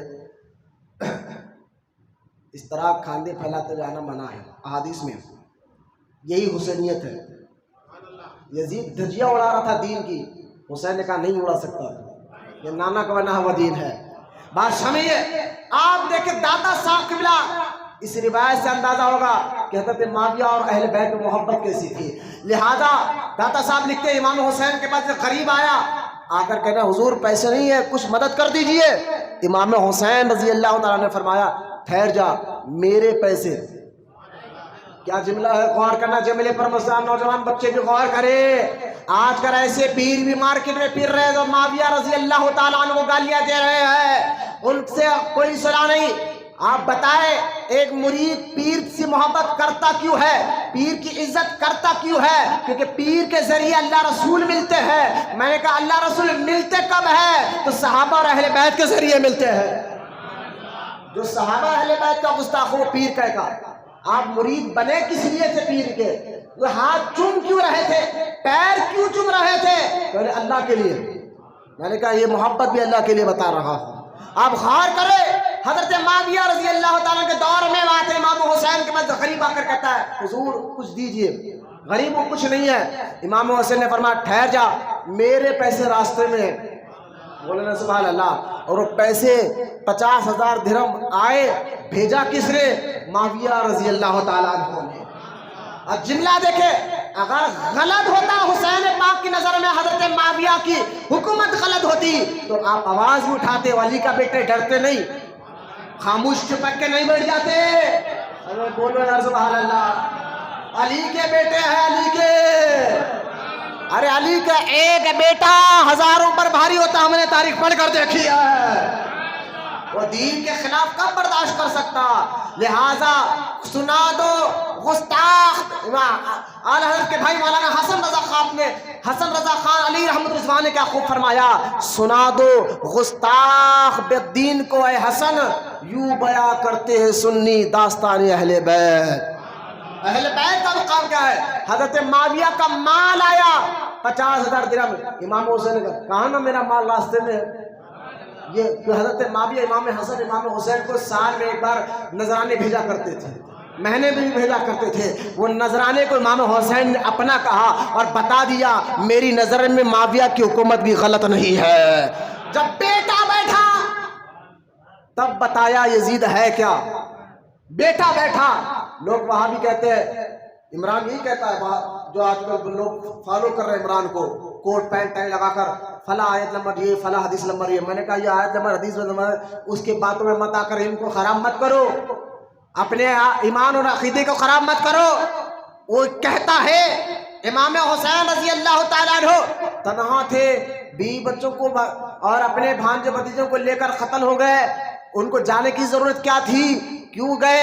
شریعت کے خلاف تھا، دین کے خلاف تھا؟ نہیں، آپ کو میں بتاتا ہوں، حسین نظام مصطفیٰ کے لیے گئے ہیں. نظام مصطفیٰ ہے کیا؟ ہے کیا نظام مصطفیٰ؟ میں نے کہا حسین نظام مصطفیٰ کو بچانے کے لیے گئے ہیں. آپ کہیں گے مولانا نظام مصطفیٰ بتاؤں، آپ کو سمجھ میں آئے گا انشاءاللہ. بالکل 5 منٹ باقی رہ گئے. حسین نظام مصطفیٰ کو بچانے کربلا میں گئے. اب مجھے بتا، آپ کہیں گے مولانا یہ نظام مصطفیٰ ہے کیا؟ میں نے کہا یہی دین ہے، یہی شریعت ہے. بولے مولانا ذرا کھل کر سمجھائیے. میں نے کہا قرآن پڑھ کر دیکھو. اللہ تعالیٰ قرآن میں فرماتا ہے کہ میں نے جنات اور انسان کو اپنی عبادت کے لیے پیدا کیا ہے. آپ کس لیے پیدا ہوئے؟ اللہ پر ایمان رکھتے ہیں الحمدللہ. اللہ پر یقین ہے نا، بولو الحمدللہ. اب بولو جب اللہ پر یقین ہے، اللہ پر ایمان ہے، تو اللہ کا یہ فرمان ہے نا کہ اللہ نے ہمیں کیوں پیدا کیا. قرآن میں خود اللہ فرماتا ہے میں نے جنات اور انسان کو اپنی عبادت کے لیے پیدا کیا. اب اللہ کی عبادت کیسی کرنی ہے یہ نبی بتائیں گے. بولو نا سبحان اللہ. یہ رسول بتائیں گے، اس لیے نبی آئے کہ عبادت کرنا کیسی ہے، اللہ کو راضی کرنا کیسا ہے. اب جو نبی اور رسول آئیں گے وہ دین ہے، وہی شریعت ہے، جو طریقہ وہ بتاتے ہیں. اب قیامت تک کوئی نبی نہیں آئیں گے. حضور آئے، نبوت کا دروازہ بند ہو گیا ہے. نبی بتا دیے تمہیں کھانا کیسے کھانا ہے، تم کمانا کیسے ہے، تمہیں پہننا کیا ہے، کیا پہننا ہے کیا نہیں پہننا ہے. حضور نے یہ بھی بتا دیا. کیا کھانا ہے کیا نہیں کھانا ہے، حضور نے یہ بھی بتا دیا. کیا پینا ہے اور کیا نہیں پینا ہے، حضور نے یہ بھی بتا دیا. آگے بڑھے، کیا کرنا ہے کیا نہیں کرنا ہے، حضور نے یہ بھی بتا دیا. اب بتائیے سارا کام نظام مصطفیٰ، یعنی آپ کا جینا بھی اللہ کے لیے، آپ کا کھانا بھی اللہ کے لیے، آپ کا رزق حلال کمانا بھی اللہ کے لیے. آپ شراب سے بچ رہے ہیں، کیوں؟ اللہ کا حکم ہے بچو. بولنا سبحان اللہ. آپ نمازیں پڑھ رہے ہیں، بولے کیوں؟ کیونکہ اللہ کا حکم ہے نمازیں پڑھو. ایسا بار بار اٹھ کے ڈسٹرب مت کریے حضرت، بڑی مہربانی آپ کی. درود پاک پڑھیے. بالکل باہر بیٹھ جائیے، اگر فون بار بار بج رہا تو بڑی مہربانی. کیا بہت محنت کر کر ہم لوگ یہ چیزیں سامنے لاتے ہیں. سامنے آ کے درود پاک پڑھتے ہوئے سامنے آ جائیے، بڑی مہربانی ہوگی آپ کی. درود شریف پڑھتے ہوئے آ جائیے. اللہم صلی علی سیدنا محمد ماں دین جو. بالکل 5 منٹ باقی رہ گئے ہیں، زیادہ وقت بھی نہیں، آپ سمجھ رہے ہوں گے کافی وقت لگا، لیکن میں آپ کو پیغام کربلا آپ کو سمجھاتے ہوئے بات ختم کر رہا ہوں. نظام مصطفیٰ کو بچانے کے لیے حسین گئے. تو میں آپ کو میرے پر توجہ دے بیٹھے تو میرے پر توجہ دیجیے. نظام مصطفیٰ ہے کیا کہ اللہ کے رسول نے آپ کو سارا وقت بتا دیا. اللہ تعالیٰ نے حضور کے ذریعے بتا دیا آپ کو کرنا کیا ہے کیا نہیں کرنا ہے. شراب سے کیوں بچو، اللہ کا حکم ہے. نماز کیوں پڑھو، اللہ کا حکم ہے. روزے کیوں رکھو، اللہ کا حکم ہے. آپ جو ہے ماں کی خدمت جائز کام میں کیوں کرو، اللہ کا حکم ہے. آپ حلال کماؤ کیوں، اللہ کا حکم ہے. یہی دین ہے، یہی نظام مصطفیٰ ہے. جوا مت کھیلو کیوں، اللہ رسول نے منع فرمایا ہے. है। शराब मत पियो, क्यों? अल्लाह रसूल ने मना फरमाया। ज़िना मत करो, क्यों? अल्लाह रसूल ने मना फरमाया। ज़िना करने को मना किया, शराब पीने को मना किया, बंदरों का खेल खेलने को मना किया, क्यों? ये अल्लाह रसूल ने मना फरमाया है। अब बताए, जो शराब पिए, ज़िना करे, बंदरों से साथ खेले, दाढ़ी काटे, वो क्या कर रहा है? दीन का मजाक उड़ा रहा है। वो क्या कर रहा है? दीन का निज़ाम मुस्तफ़ा, जो निज़ाम हुजूर ने दिया है, अल्लाह के, बोलो यार सुभान अल्लाह, जो ये सारे काम करे इसके खिलाफ, निज़ाम मुस्तफ़ा के खिलाफ, वो काम निज़ाम मुस्तफ़ा का मजाक उड़ा रहा है।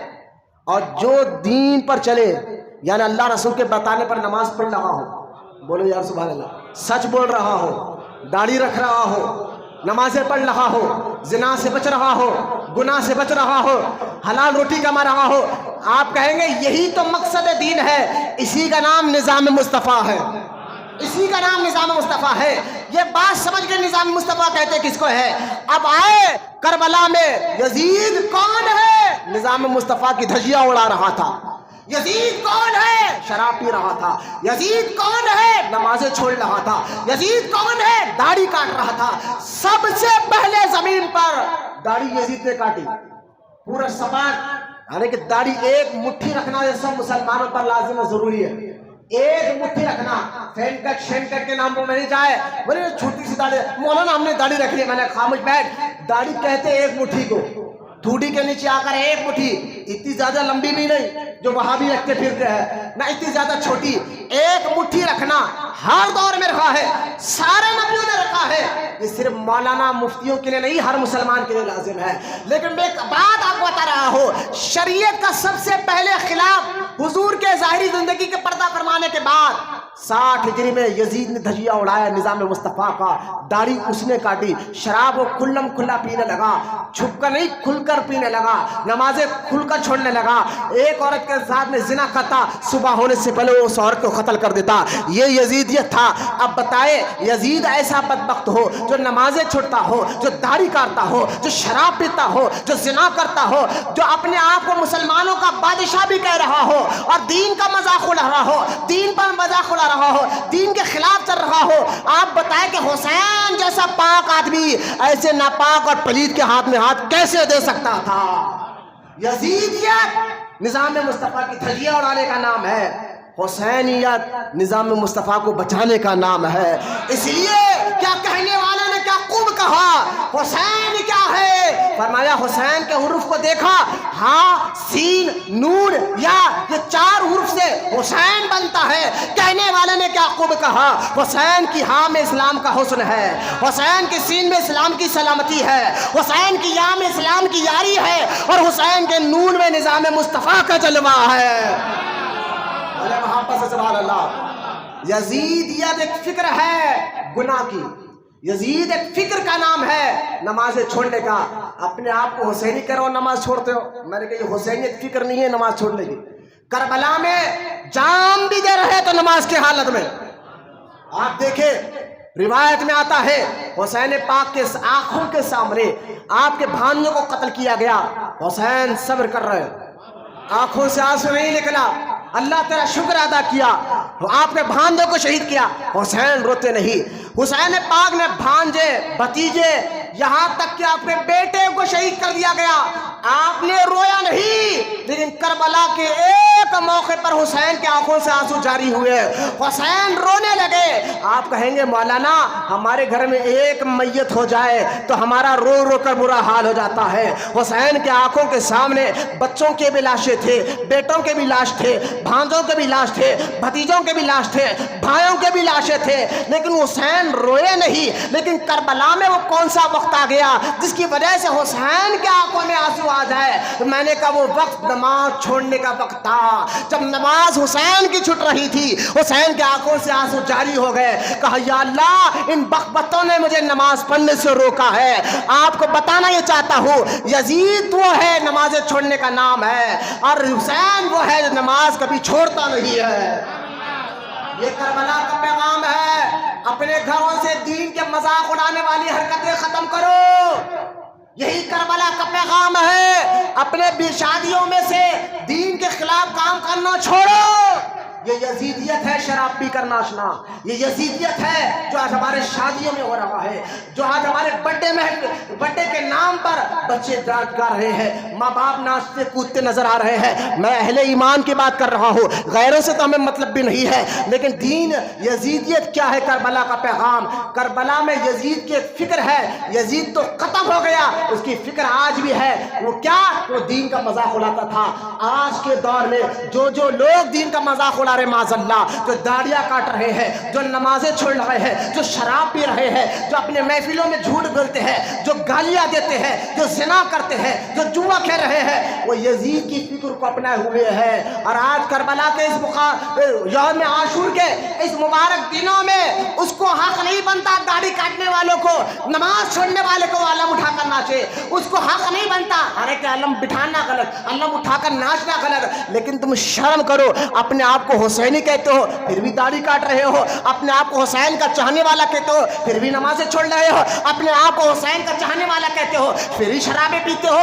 ارے تمہارے سامنے دین اسلام ہے، آج تم دین اسلام کو اہمیت نہیں بلکہ غیروں کے کلچر کو، غیروں کے ایکٹروں کے اور فلم اسٹاروں کے طریقے کو اپنا رہے ہو۔ یہی تو یزیدیت ہے، دین کا مذاق اڑانا۔ حسینیت دین کو بچانے کا نام ہے، حسینیت دین کے بچانے، بولنا سبحان اللہ، حسینیت نظام مصطفیٰ کے بچانے کا نام ہے۔ کربلا کا پیغام، اگر آپ نمازی ہے تو آپ حسینی ہیں، بولنا سبحان اللہ۔ آج یزید تو ختم ہو گیا، حسین کربلا میں بھی تنہا تھے۔ بزرگوں نے کیا خوب کہا، حسین کربلا میں چند ساتھی آپ کے ساتھ تھے، کربلا میں بھی حسین تنہا تھے، آج بھی حسین تنہا ہے۔ مطلب کیا ہے؟ مطلب یہ ہے کہ حسین کی جو فکر تھی کہ میرے نانا کا دین کا مذاق بنایا جائے، میں برداشت نہیں کروں گا، جو شرابی ہے میں اس کے ہاتھ میں ہاتھ نہیں دوں گا۔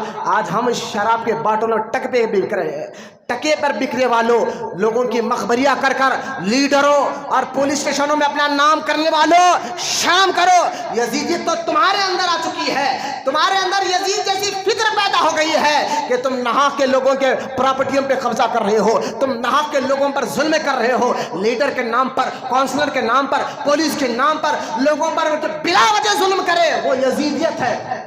جو بلا وجہ ظلم کرے، بات سمجھ رہے میں آسان اردو میں کہہ رہا ہوں، جو بلا وجہ لوگوں کو تنگ کرے، اس کا نام ہی یزیدیت ہے، اور یہی یزید کیا کرتا تھا۔ اور جو لوگوں کا خیال کرے، اللہ رسول کا بھی خیال کرے، یہ حسینیت ہے۔ جو اللہ رسول کے کہنے پر اطاعت کرے، پیغام کربلا یہی ہے۔ کربلا ختم ہو کر 1400 سال ہو گیا ہے، جو حسین نے فکر دی ہے اس فکر کو آج بھی زندہ رکھو، آج بھی زندہ رکھو، شریعت کو اپنا کر، دین کو اپنا کر، قرآن کو اپنا کر، حدیث کو اپنا کر، اللہ اس کے رسول کی اطاعت کرتے ہوئے اللہ کے راضی کرنا، یہ حسینیت ہے۔ مولانا محبت سے سبحان اللہ۔ لہٰذا یہ کربلا کا جو معاملہ ہے، میں آپ کو بتا رہا ہوں، پیغام کربلا یہی ہے، یزید کی فکر ختم کرو۔ یعنی دین کا اگر کوئی معاذ اللہ، آج ہم ہو رہے لیڈروں کے ڈر سے دین چھوڑ رہے ہیں، پہلوانوں کے ڈر سے چھوڑ دیتے، نماز ہماری عبادتوں کا حال دیکھے، ہم تو ایک رسمی مسلمان بن گئے ہیں، صرف مسجد کی حد تک سر پر ٹوپی نظر آتی ہے، پینچے موڑے ہوئے نظر آتے ہیں، جیسا ہم مسجد سے باہر نکلے گویا کہ اسلام خالی مسجد کے اندر ہم نے قید کر دیا ہے، جیسا ہم مسجد سے باہر نکلے پھر ہمارے بدنگاہی شروع ہو جاتی ہے، ہمارا جھوٹ شروع ہو جاتا ہے، ہمارے گالی دینا شروع ہو جاتا ہے، ہم ان کی ٹوپی ان کے سر، ان کی ٹوپی ان کے سر کرنے والے حرکتیں شروع کر دیتے ہیں، اور مسجد میں آ کر تھوڑی دیر کے لیے شریف بن کر بیٹھ جانا، یہ یزیدیت کا کام تھا۔